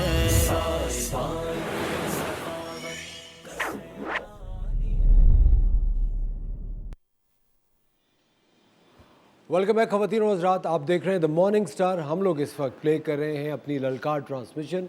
ललकार ट्रांसमिशन हमारा एक इनिशिएटिव है सारे सैलाबज़दगान की किसी न किसी तरह हेल्प करने का। आप में से वो बहुत सारे लोग जो कि एहतियात देना चाहते हैं, आप लोगों को कोई तरीक़ा कार नहीं पता, हमारी आवाज़ पूरी दुनिया में सुनी जाती है, पूरी दुनिया से हमें व्यूअरशिप की इत्तला मिलती है। तो जितने भी लोग पाकिस्तान से बाहर भी मुक़ीम हैं और एहतियात देना चाहते हैं, आपकी स्क्रीन पे वक्तन फ़वक्तन हम उन मुख्तलिफ़ इदारों के अकाउंट नंबर चलाते हैं जहाँ पे आप अपने एहतियात भेज सकते हैं, क्योंकि वो लोग इस कार्य खैर में बहुत ज़्यादा पेश हैं और सैलाबज़दगान की मदद कर रहे हैं। सैलानी वेलफेयर ट्रस्ट पाकिस्तान का एक बहुत ही पुरएतमाद नाम है, उसके chief operating officer mister Mohammad Ghazal ने हमें ज्वाइन किया है। अस्सलाम वालेकुम गज़ाल साहब। वालेकुम अस्सलाम, बहुत शुक्रिया बुलाने का आपका बहुत शुक्रिया अपने वक्त निकाला, और बहुत ज़्यादा शुक्रिया कि सैलानी वेलफेयर ट्रस्ट इतना पेश है, ख़ास तौर पे ये सैलाबज़दगान के हवाले से। आपकी रीच कहाँ तक पहुँची है इस सारे प्रोजेक्ट को लेकर? असफर, सबसे पहले तो TV1 की मैनेजमेंट का बहुत शुक्रिया कि आप लोगों ने प्लेटफॉर्म दिया जहाँ हम बता सकें। ये काम मीडिया में थोड़ा लेट हाईलाइट हुआ। हमने कॉमो बेश 45 डेज़ पहले बलूचिस्तान में शुरू कर दिया था, जब पहली बारिश बलूचिस्तान में गिरी थी। और आज बलूचिस्तान कराची से जो कनेक्टेड हो रहा है तो वह खुजदार तक, और फिर जो आपको कोयटा से कनेक्ट हो रहा है ऊपर बॉर्डर तक, जहाँ सहूलतपुर है, सौदपुर है, नोशकी है, किला अब्दुल्ला, पूरा बलूचिस्तान कवर कर रहे हैं। इस तरह से सिंध में भी टुवर्ड्स हैदराबाद से लेके जामशोरों से लेके रहीम यार खान तक कंप्लीट सिंध के 30 डिस्ट्रिक्ट हैं। हर डिस्ट्रिक्ट में हम काम कर रहे हैं, ऑलमोस्ट कोशिश पहुंच रहे हैं। राशन पहुंचा रहे हैं, राशन कम मिकदार में पहुंचा रहे हैं, क्योंकि सैलानी वेलफेयर अल्लाह का शुक्र है 22 साल से काम कर रही है, तो वी नो कि किस तरह डिज़ास्टर में काम करते हैं। पहले रेस्क्यू होता है, फिर रिलीफ और फिर रिहेबिल। तो राशन इस वक्त ज़रूरत नहीं थी, उनको बचाना ज़रूरी था। वो जब पानी में बैठे हुए तो वो राशन कुछ नहीं कर पा रहे थे, तो हमने अपने किचन इस्टेब्लिश कर दिए। रोज़ाना कराची से तो खाना पहुंचाना मुश्किल था। जैसे आपने वीडियो में दिखाया कि हैदराबाद में सिर्फ 600 देगों का इस्तेमाल सिर्फ हैदराबाद में बनाया हमने किचन। तो मैसिव की कुकिंग हैदराबाद में हो रही है, सांगड़ में हो रही है, लाड़काना में हो रही है, सक्खर में हो रही है, दादू में हो रही है, फिर यहाँ से अक्रॉस सारी जगहों पे जा रहा है। साथ साथ हमने पहले खाना खिलाया, अब हमने अपने मेडिकल कैंप्स ऑन कर दिए, क्योंकि इस वक्त डेंगू हो गया, डायरिया हो गया, मलेरिया हो गया, गैस्ट्रो, हाँ बहुत सारे, ये बहुत फैल गया है, तो हमने अब ये कर दिया है। साथ साथ अब हमारी टीम वर्किंग शुरू कर दी है राशन पे। राशन हमने कल भी पहुँचाया, आज भी पहुँचाया। आज अल्हम्दुलिल्लाह हमें पाकिस्तान एयरफोर्स ने अपना C-130 जहाज़ दिया हुआ है, उसके ज़रिए हम लैंड कर रहे हैं टुवर्ड्स सक्कर के क्रॉस जाके बांटेंगे। तो हाथ जुड़ गया है। जैसे हमने ललकार की बात की ना, तो इस वक्त पाकिस्तान की तीनों अफवाज हों, हुकूमत सिंध हो, कल भी हुकूमत सिंध की 3 दफ़ा हमारे साथ बात हुई है। हम सब मिलके लगे हुए हैं कि लोगों को बचाना है। अभी तो रेस्क्यू प्रोसेस सिर्फ लोगों को बचाना है। इसके बाद रिहैब की बात आएगी, रिहैब करेंगे। रिहैब का बहुत मास प्लान है। 10 लाख लोगों के घर गए, 7 लाख लोगों की गायें गई हैं, फसलें अलग हैं। तो लोगों को रिहैब में सिर्फ घर ही नहीं, रोज़गार भी लगा के देंगे, कारोबार भी दोबारा बना के देंगे। क्योंकि अगर आज टमाटर 500 रुपये किलो है तो शायद आगे आने वक्त और महंगा हो जाएगा, 1000 रुपये किलो। तो ये आप सोचिए ना, तो हो जाएगा। आप सोचिए कहाँ जाएंगे हम लोग। बिल्कुल सही बात है। ये तो अभी तो चलो इनको बचा लें, फिर हमने पाकिस्तान का सोचना है, क्योंकि सैलानी तो पाकिस्तान का सोचता है, सिर्फ कराची या एक सूबे का या एक खित्ते का नहीं है, किसी एक स्किन कलर का, एक होलसेम अप्रोच है। बिल्कुल सही बात है। तो हमें फिर पाकिस्तान का सोचना है। तो कल हमारी बोर्ड मीटिंग हुई, हमने ये सोचा, मतलब रिहैब की मीटिंग थी हमारी, जो शायद महीने बाद शुरू होगा, मगर हमारी प्लानिंग थी कि यार हमने रिहैब के घर बना के देने, ट्रैक्टर्स देने, फसलें दोबारा देनी, उनके लिए बीज देने, तो वो फेज़ भी चल रहा है। मगर इस वक्त क्योंकि हर तरफ पहुंचना बहुत मुश्किल है, ख़ास तौर पे बलूचिस्तान जैसे इलाकों में जहाँ पे दूर दराज इलाकों तक पहुंचना रास्ते नहीं है, रोड नहीं है। तो रब ताला का शुक्र है, फौज सपोर्ट करिए। आज अभी नेवल चीफ से हमारे चेयरमैन साहब की मीटिंग है, वो कराची आ रहे हैं, तो उनके भी मीटिंग है कि हम हर कोने तक पहुँच जाएँ। देखें, फोर्सेस को जानती है कि कहाँ कहाँ तक पहुँचा जा सकता है, जहाज़ है, समंदर, बोट्स हैं, तो हर सूरत पका हुआ खाना उन तक पहुंचा रहे हैं। जब मैं पके हुए खाने की बात करता हूँ तो पानी इसेंशियल हो जाता है, तो ये पहुंचा रहे हैं। सैलानी रोज़ाना 3 लाख अफराद की खुराक का बंदोबस्त कर रहा था फ्लड से पहले, वो रेगुलर चल रहा है, वो दस्तगन चल रहा है 600 जगहों पे। मगर इस वक्त अगर सिर्फ फ्लड की बात करें, सिंध में 75,000 लोग इन फ्लड के एरिया में खाना खा रहे हैं रोज़ाना, एक दिन में। सिर्फ फ्लड एरियाज़ में। बलूचिस्तान सेपरेट है, राशन सेपरेट है। तो सैलानी ने हर तरह से काम कर रहा है, मतलब सिंध, बलूचिस्तान, पंजाब, KPK में भी आज टीम हमारी सवात में काम कर रही है इस वक्त। तो कोशिश यही है, आपकी तवज्जो से ये बता रहा हूँ कि जो लोगों को भरोसा है कि हम तो प्योरली पब्लिक वेलफेयर चैरिटी है। आलमगीर भाई यहाँ बैठे हैं, हमारे बहुत अच्छे वेलविशर हैं, पाकिस्तान का फ़ख्र है अल्हम्दुलिल्लाह। ये जानते हैं कि सैलानी welfare totally public welfare charity है, इदारों से पैसे नहीं लेते, हुकूमतों से पैसे नहीं लेते, हुकूमतों के साथ खड़े होते हैं काम करने के लिए। बिल्कुल तो रब ताला का शुक्र है, हज़रत अल्लामा बशीर फ़ारूकी साहब का जो कमिटमेंट है कि यार हमने भूख से बचाना है, इसके बाद अगली बातें करेंगे कि यार हुकूमत ने ये नहीं किया, टेंट नहीं पहुंचा, खाना नहीं पहुंचा। इस वक्त बात क्रिटिसिज्म की नहीं है। जिस तरह कोविड में सब एक टेबल पे बैठ गए थे ना NCRC में, तो इस वक्त भी वही ज़रूरत है। अभी भी कहीं ना कहीं ये इम्बेलेंस गवर्नमेंट हो रही है, अभी भी रियलिटीज़ पता नहीं चल रही हैं। सिर्फ कुछ लोग कह रहे हैं जी 10 लाख जानवर हुए, लेकिन जानवर भी अगर मर गए तो आप सोचें उनका तो रोजगार ही जानवर था। बिल्कुल सही बात है। तो वो कैसे स्टेबल होंगे? कब तक मैं खाना देता रहूंगा, कब तक मैं इलाज देता रहूंगा? एक राशन की पैकेट से तो उनका घर नहीं चलेगा ना। और ऑफ कोर्स एक तरीका कार तो उनको सिखाना ही पड़ेगा, एक जिंदगी तो देनी दोबारा पड़ेगी, बहाल करनी पड़ेगी। बिल्कुल सही बात है। पर कोशिश यही है कि इसको बहाल किया जाए। जी अच्छा आलमगीर, आपको क्या लगता है रिहैबिलिटेशन प्रोसेस जब शुरू होगा कितना वक्त आपके ख्याल से लगेगा दोबारा से इन फैमिलीज़ को, इन लोगों को अपने पैरों पे खड़ा होने? देखिए, एक चीज़ तो ये, जैसा अभी गज़ाल भाई ने कहा, उनकी ज़मीनें ही उनका ज़रिया माश थी। यानी ये ज़्यादातर रूरल साइड इफेक्ट हुआ है। रूरल में एग्रीकल्चर है, चाहे वो बलूचिस्तान था, साउथ पंजाब था, सिंध था, और इसमें इसी ज़मीन पे काश्त करते, वहाँ से आमदनी करते, इसी ज़मीन से पूरे साल का अपना गंदम स्टॉक करते। ये जो भी गांव देहात में होते स्टॉक, वो ख़त्म हो गया। जो इनका लाइफ स्टॉक था, ये माल मवेशी, वो गांव में ATM कहते हैं इसको, माल मवेशी को, वो ख़त्म हो गया इनका। तो और ये ज़मीन अगले 6 महीने तक काश्त के काबिल होगी। 6 महीने बाद अभी इस पे काश्त नहीं हो सकती क्योंकि पानी खड़ा है, वो ज़मीन जो है वो असेम पकड़ेगी। तो लिहाजा मैं समझता हूँ कि अगले 6 महीने और मुश्किल हैं इन लोगों के लिए। और मैं ख़ुद हालात देख कर आया हूँ। बिल्कुल लोग इस वक्त वो घर अपना छोड़ छाड़ के सड़क किनारे मौजूद हैं, फैमिलीज़ मौजूद है खुले आसमान थले। और ये हुआ कि अब पकाने का सामान है उनके पास, क्योंकि धूप आ गई है, वो लकड़ियाँ निकाल के धूप में सुखा रहे हैं उसको, उससे वो पकाने का सिस्टम बना रहे हैं अपना। बिजली नहीं है बिल्कुल, बिजली वैसे भी देहाती इलाकों में कम होती है, लेकिन अभी सिस्टम नेटवर्क ही सारा तबाह हो गया है। ग्रिड स्टेशंस में पानी खड़ा है, और ये अपने कुछ मैंने जगह पे देखा टेंट्स में सोलर पैनल उन्होंने लगाए हुए थे, सोलर पैनल से बिजली मिल रही थी उनको। तो और सबसे अहम चीज़ ये मच्छरदानी की बहुत ज़रूरत है, अगर कोई भी डोनर हजरात, और रिपेलेंट्स की भी, क्योंकि ऑफ कोर्स मच्छरों से बहुत सारी बीमारियां फैलने के खदशात होते हैं। एक चीज़ मैं सोच रहा था कि जिस तरह अभी आलमगीर ने कहा कि 6 महीने लगेंगे रिहैबिलिटेशन प्रोसेस को, 1.5-2 महीने के बाद तो जो नॉर्दर्न एरियाज़ है जहाँ सैलाब है वहाँ तो बर्फ़बारी शुरू हो जाएगी। उन लोगों के लिए मेरे ख्याल से मज़ीद मुश्किलात सामने आ जाएगी, और वहाँ पे ना उन लोगों के पास अब छत नहीं रही है, कपड़े नहीं है, फिर एकदम से सर्दी की जो लहर नॉर्दर्न एरियाज़ में आती है वो तो पूरी दुनिया में मानी जाती है। फिर भाई यही बात हम भी कह रहे हैं कि इस वक्त ग्रेजुअली काम होगा। देखिए बहुत प्लानिंग से होगा, ऐसा नहीं है कि आज सब कुछ कर दें और महीने की वजह से खबर चेंज हो जाती है तो फिर हम बात भूल जाते हैं। हमें उनको कम से कम 6 महीने से साल तक लेके चलना पड़ेगा, क्योंकि वो हमारी रेट हटी है ना, पाकिस्तान एग्रीकल्चर कंट्री है। बिल्कुल सही बात। तो ये सारी जगहों पे एग्रीकल्चर ही था, तो इनकी तो एग्रीकल्चर खत्म हो गई है, तो हमें लेके चलना पड़ेगा। अभी ब्लैंकेट देने पड़ेंगे। देखिए हम तो प्लान आउट ये कर रहे हैं, कल हमने बहुत सारे बिल्डर्स को डिस्कशन चल रही थी कि इनके घर मुख्तलिफ है, किसी का घर 50,000 में बन जाएगा, किसी का घर 1.5 लाख में बनेगा, कुछ इलाकों में झोंपड़ी दोबारा बनानी पड़ेगी। तो डिफरेंट फेजेज हैं जहाँ घर बनेंगे, जब घर बन जाएंगे तो फिर इनको सपोर्ट करेंगे। हमें ये देखना है कि इस वक्त जो 10 लाख घर गिरे कमोबेश, 3 मिलियन प्लस लोग डिसलोकेट हो गए।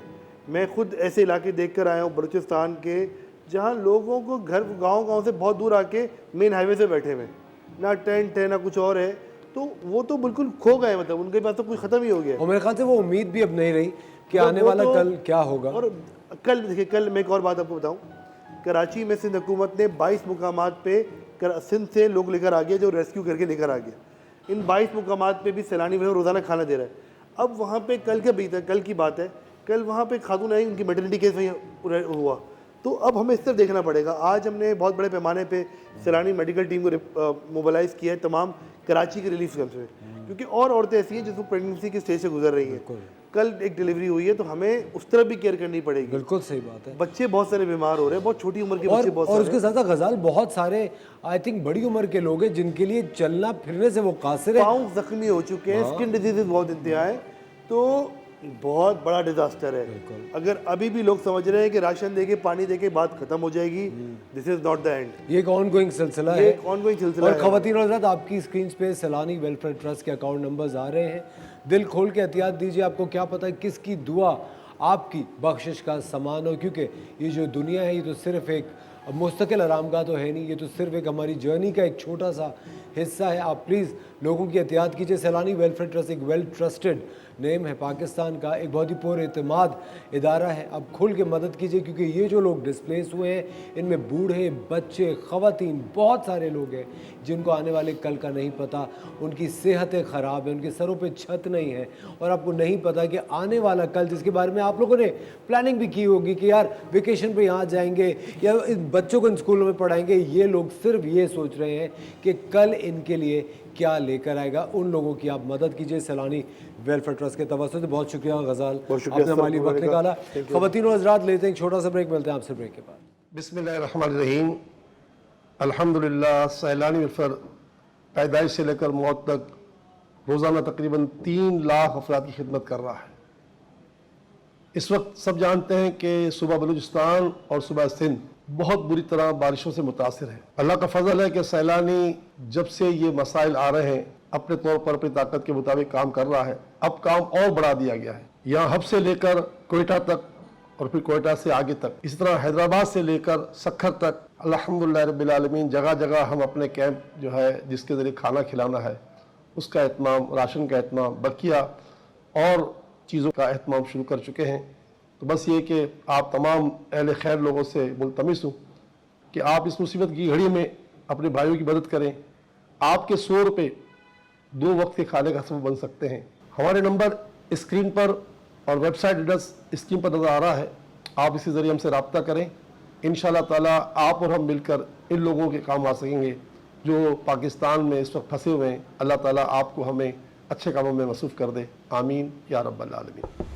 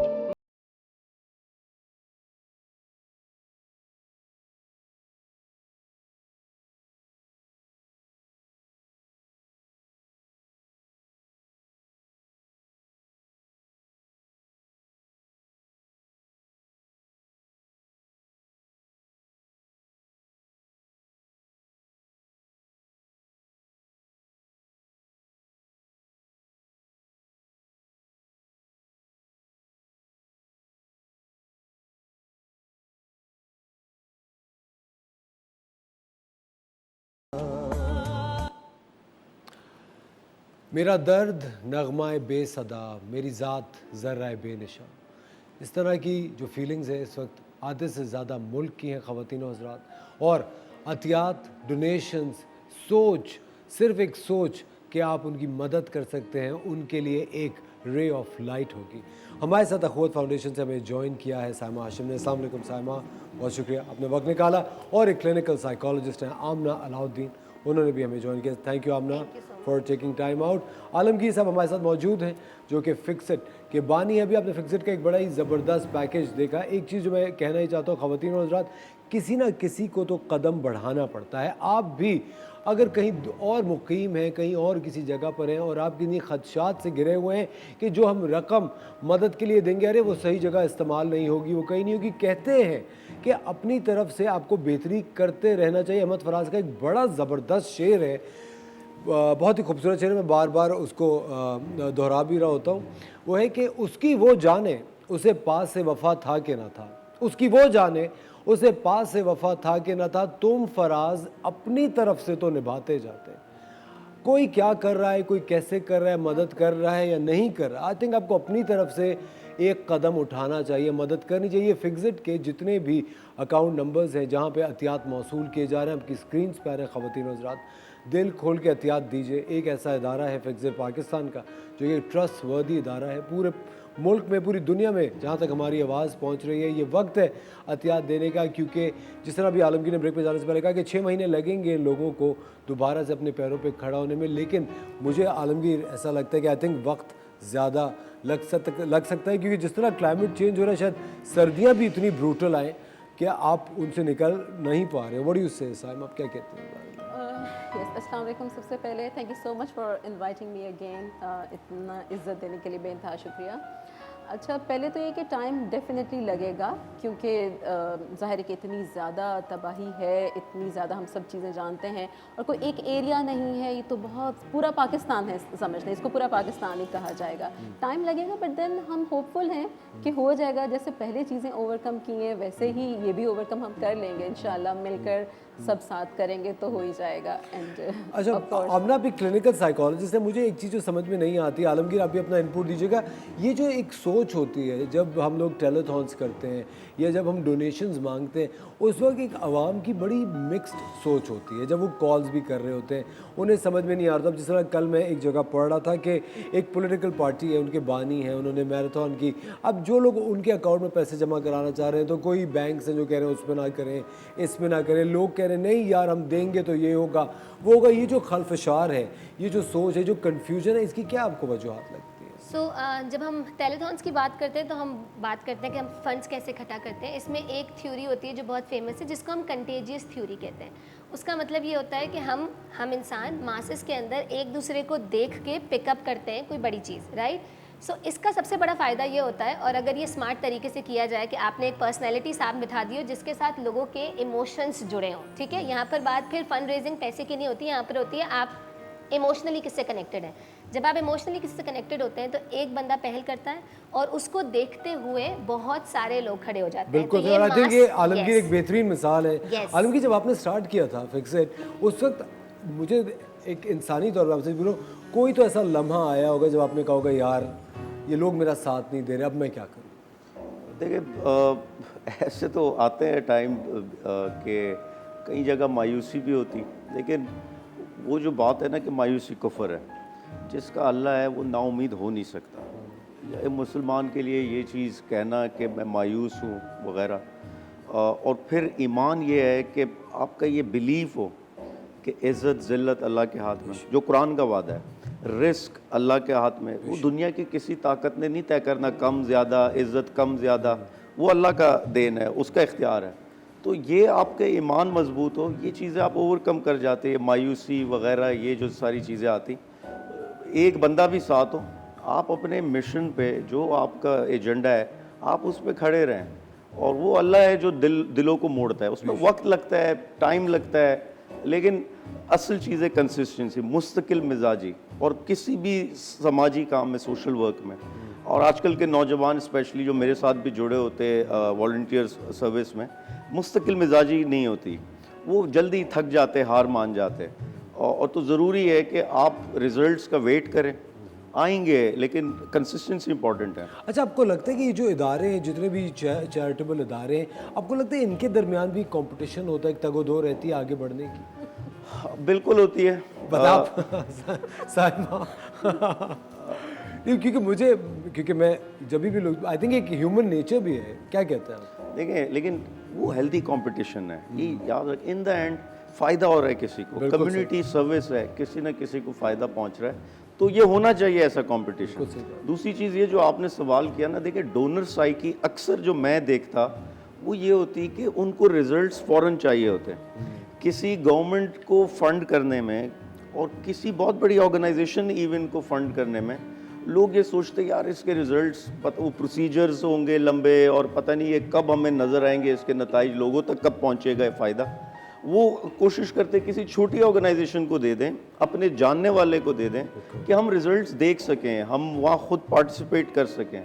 तो ये एक बड़ा, और स्पेशली इस किस्म के क्राइसिस में जो आज है, और मैं जो भी देखने सुनने वाले लोग हैं सबसे ये कहूँगा, सबसे पहली चीज़ ये आप खुद पहुँचें, बजाय इसके आप फिक्सेड को फंड करें या किसी और को, अपने हाथ से रिलीफ पहुँचाएँ, अपने हाथ से वहाँ लोगों की खिदमत करें। वो नहीं कर सकते तो देन आपके पास मुख्तलिफ प्लेटफॉर्म्स अवेलेबल हैं, और यहाँ कराची तो स्पेशली बहुत बड़ी बड़ी ऑर्गेनाइजेशंस हैं जो काम कर रही हैं। अकूवत बहुत बड़ी ऑर्गेनाइजेशन है और मैं खुद इनका बड़ा फ़ैन हूँ इनके काम का, तो इन सब की हेल्प की जाए, इन सब का सहारा लिया जाए। वो आप क्या कहती हैं साहब इस बारे में?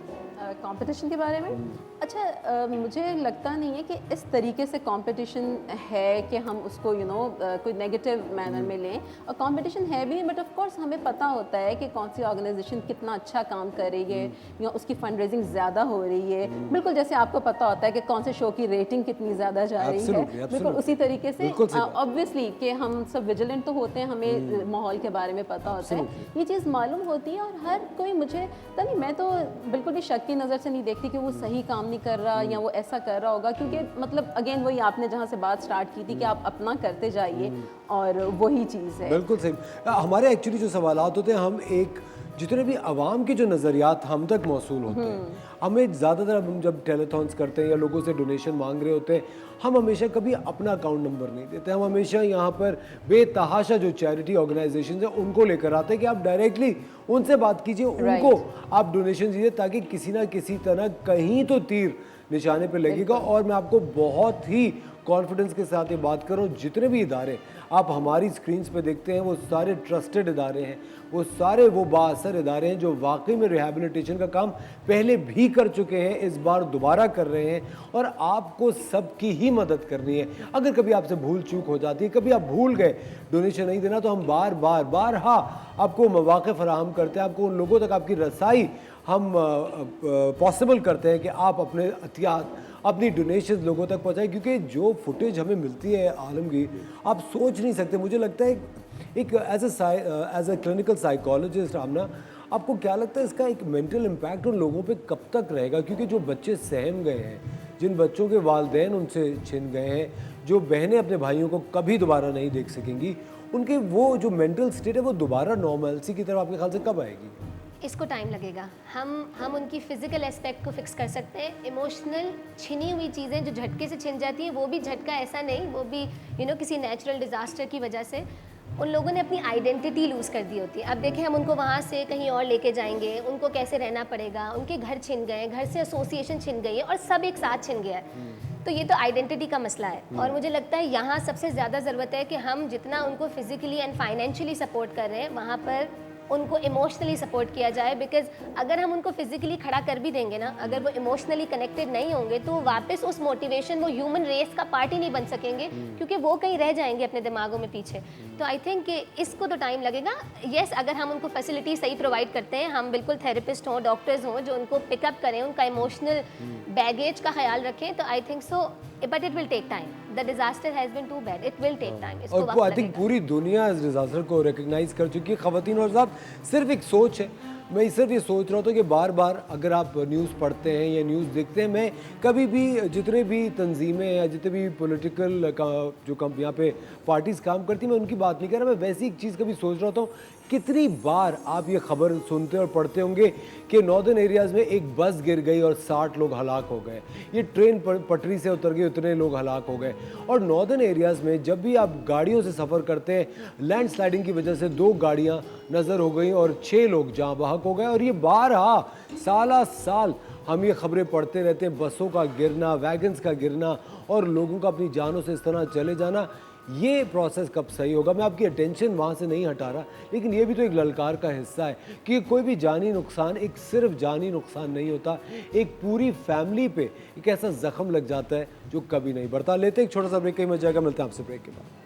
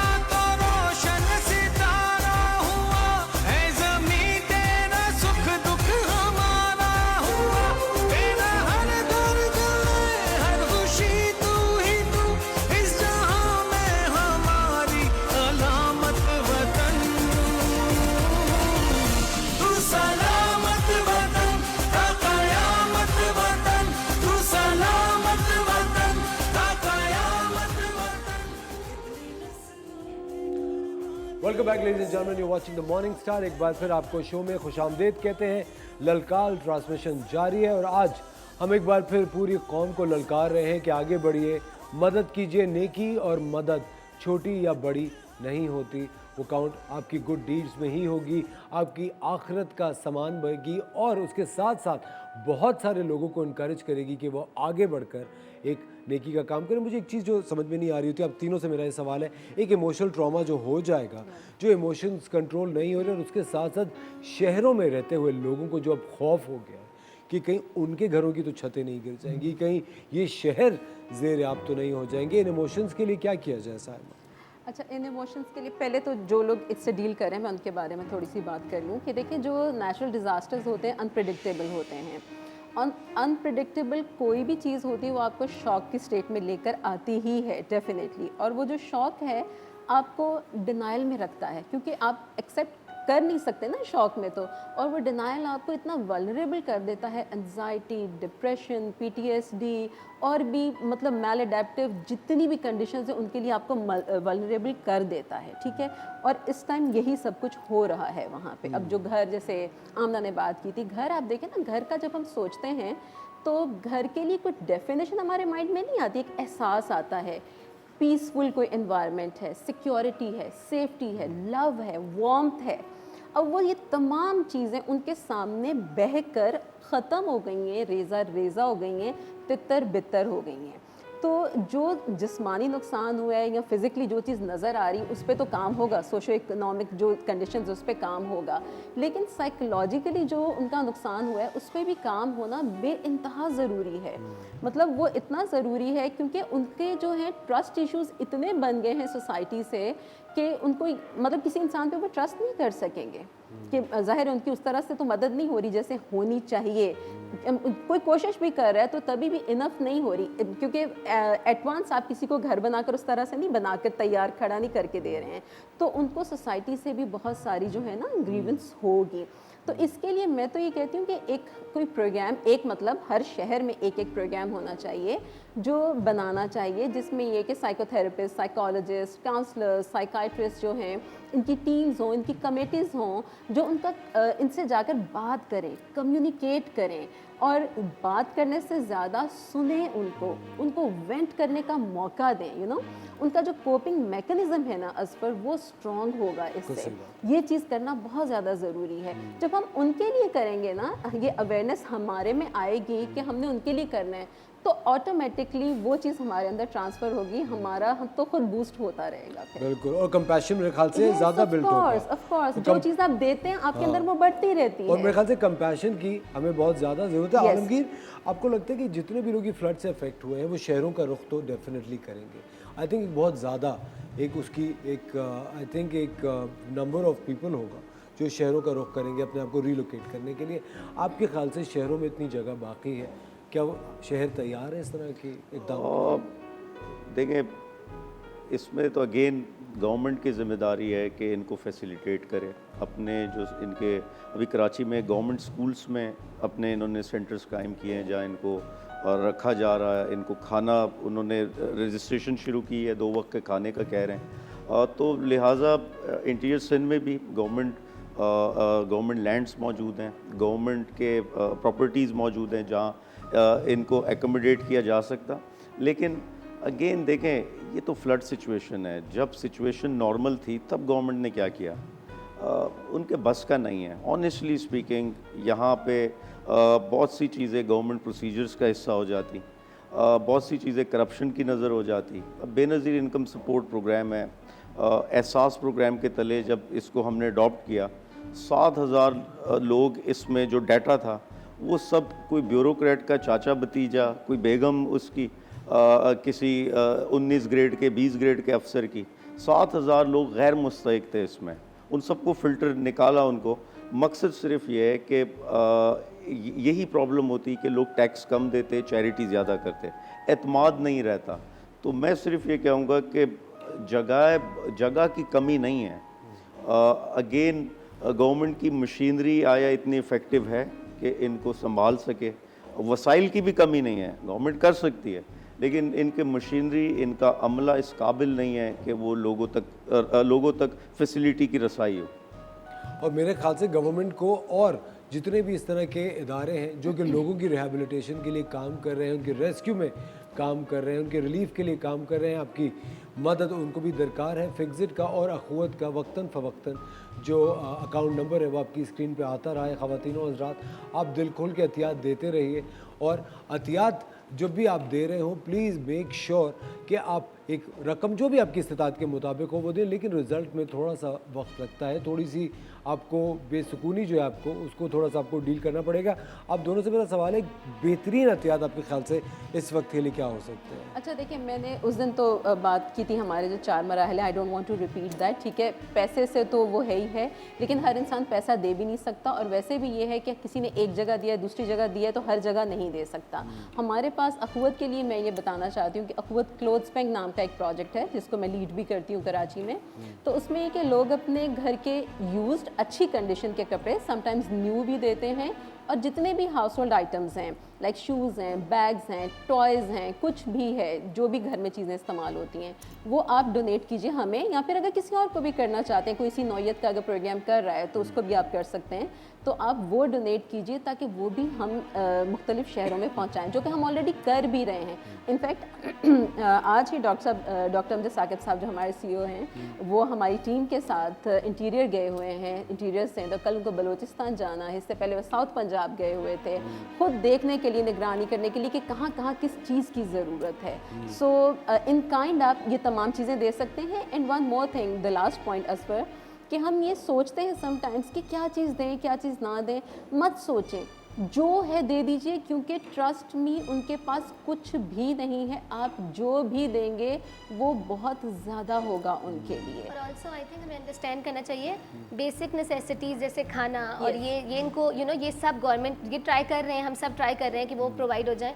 हमें रिक्रिएशनल के लिए चीज़ें निकालनी चाहिए, क्योंकि वहाँ छोटे छोटे बच्चे हैं, उनका माइंड डिस्ट्रैक्ट करना, जब उनके माँ बाप चीज़ें सफ़र कर रहे हैं, तो आई थिंक वहाँ पर एजुकेटेड छोटे छोटे से बच्चे हैं, तो आई थिंक बुक्स एंड आपके टॉयज़, ये रिक्रिएशनल चीज़ें जो होती हैं, ताकि जब तक वो बड़े और जब तक हमारे वो सब अपना ख्याल रख रहे हैं, ये बच्चे डिस्ट्रैक्टेड रहें। ऐसा ना हो कि हम सिर्फ एक तबके को देख रहे हों और हम उनकी बेसिक नेसेसिटी से उनकी वो चीज़ें छीन लें जिससे वो ज़िंदगी में वापस कैसे आएंगे। तो आई थिंक ये बात बिल्कुल ठीक है कि हमें सोचना नहीं चाहिए कि इस वक्त के क्या निकालें, हमें चीज़ें आपकी ज़िंदगी किसी भी एस्पेक्ट से बेहतर हो। आप बताएं, फिक्सिट को किन किन एहतियात की वजह से? इस वक्त जो हम वहाँ पहुँचा रहे हैं इन लोगों तक वो टेंट है, क्योंकि शेल्टर लेस हैं ये लोग, सड़क किनारे खुले आसमान तले मौजूद हैं, तो ज़रूरी है कि टेंट फराम किया जाए। और टेंट के इस वक्त जो आइडियल जो प्राइस है वो 8 से 10 हज़ार रुपये में आपको मिलता है। वैसे उनकी कीमत भी नॉर्मल हालात में 4-6 हज़ार होती, लेकिन अभी अगर आप कहें कुछ जगह 14-15 हज़ार का भी बिक रहा है तो वो महंगा है। 8-10 हज़ार में आप ले सकते हैं। दूसरा राशन मैं ये कहूँगा कि कम से कम 15 दिन का करें। तो जो भी शख्स करता 7 हज़ार का पूरा 6-7 हज़ार का पैकेज बनता एटलीस्ट 15 दिन का और 5 लोगों के लिए, यानी एक फैमिली के लिए। क्यों? और क्वालिटी चीज़ दें। देखें, आप अल्लाह की राह में जब खर्च करते हैं तो अक्सर लोग ये करते हैं कि जो सबसे बेकार चीज़ होती, जो फेंकने लायक होती, वो अल्लाह की राह में खर्च करते हैं। अल्लाह की राह में बेहतरीन चीज़ खर्च करें अपनी, तो अपने बेहतरीन हिस्सा खर्च करें उसमें, तो तभी उसकी रज़ा होगी। इसीलिए ये 2 चीज़ें। तीसरा, मच्छरदानी की मैंने पहले कहा बहुत ज़रूरत है। वहाँ पानी खड़ा है, तालाब बने हुए हैं हर ज़मीन पे, तो मच्छर बहुत ज़्यादा हैं। मॉस्फेल हो या कोई ऐसी चीज़ जो इसको काउंटर कर सके, या मच्छरदानी। तीसरा, और सोलर पैनल की उनको ज़रूरत है। जो साहिब इस्तिताअत लोग हैं, वहाँ बिजली बिल्कुल नहीं है, उनको टेंट में बल्ब, पंखा, मोबाइल चार्जिंग वगैरह ये करनी होती, तो सोलर पैनल ही वाहिद चीज़ है जो बिजली का सहारा होता वहाँ। और अभी पकाने का सिस्टम बहुत जगह मैंने ख़ुद देखा, उनके पास था लकड़ियाँ, वो सुखा रहे थे धूप में, क्योंकि धूप निकल आई है, बारिश थम गई है, तो अब वो पका सकते हैं। तो राशन ज़रूरी नहीं कि आप खुश्क राशन लेके जाएं, पकाने वाला राशन भी आप ले जा सकते हैं। ख़वातीन और हज़रात, 14 और 15 तारीख को फिर बारिश की पेशन गोई बताई गई है। अल्लाह खैर करे, और हम यही चाहते हैं कि पाकिस्तान में अगर बारिशें हों तो सिर्फ़ रहमतों की बारिश हो, और अल्लाह ताला इन लोगों को, इन इदारों को भी जज़ाए खैर दे जो कि इस कार्य खैर में पेश है और काम करें। आप सब लोगों का बहुत शुक्रिया। Thank you Amna, thank you Alamgir, thank you so much Saman, lovely having you on the show. ख़वातीन और हज़रात, ये है हमारी ललकार ट्रांसमिशन जो आप देख रहे हैं। एहतियात दीजिए, वक्तन फ़वक्तन आपको हम लोगों ने ये अकाउंट नंबर्स दिखाए हैं। ये जितना भी आप लोग एहतियात देते हैं, ये TV 1 के पास नहीं आते, ये इन इदारों के पास डायरेक्टली जाते हैं। ये हम सिर्फ एक सर्विस कर रहे हैं अपने उन बहन भाइयों के लिए जो कि इस वक्त सड़कों पर हैं, जो कि बग़ैर छतों के रह रहे हैं, जो बच्चे इस वक्त बीमारियों के दहानों पे खड़े हुए हैं, जिनको आप अल्लाह की रज़ा से बचा सकते हैं। उनकी मदद कीजिए। लेते हैं एक छोटा सा ब्रेक, और ब्रेक के बाद आपसे दोबारा मुलाकात करते हैं।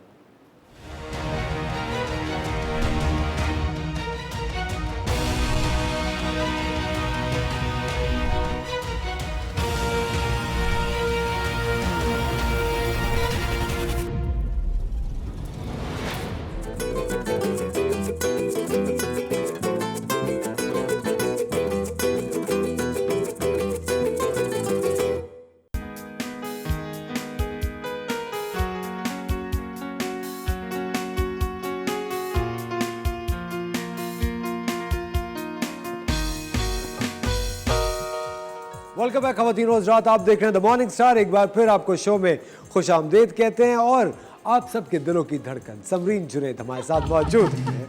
समरीन चली गई थी कहीं शॉपिंग करने के लिए और बहुत सारी चीज़ें लेके लौटी हैं। समरीन कहाँ चली गई थी और क्या क्या ले आई आप?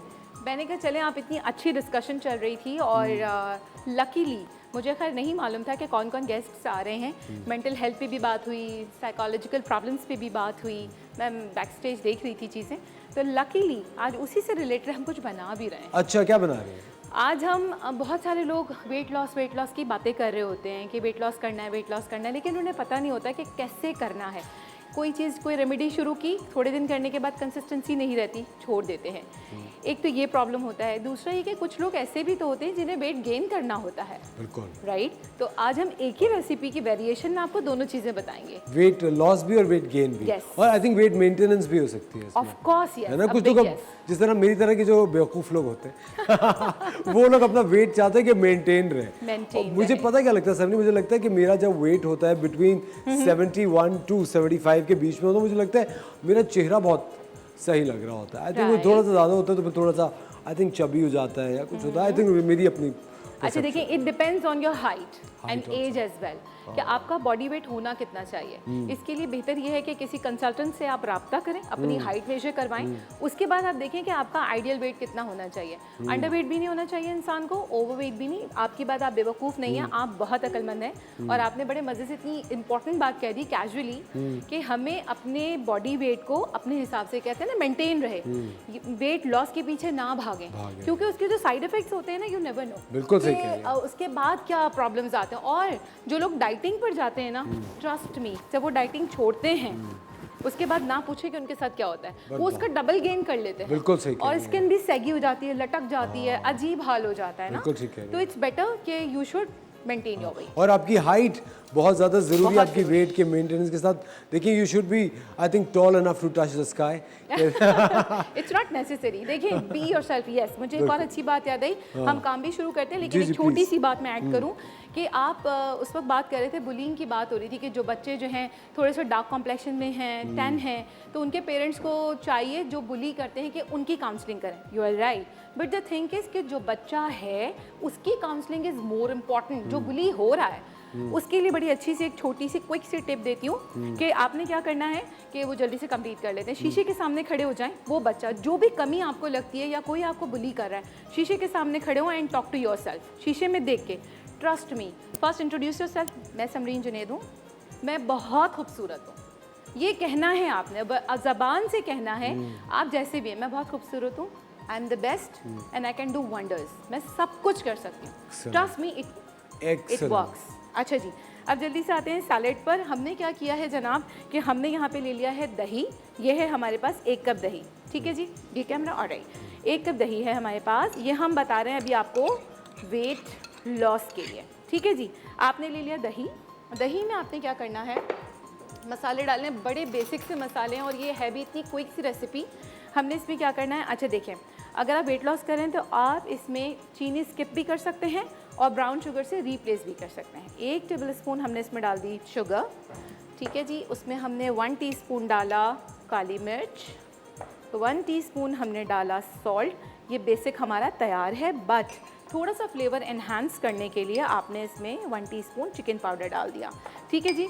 अच्छा, ये दही में हम मिक्स कर लेंगे इसको, तो ये आपका बैटर तैयार हो गया वेट लॉस के लिए, ठीक है। अब अगर वेट गेन करना है तो हम इसमें 1 कप क्रीम ऐड कर देंगे, ठीक है।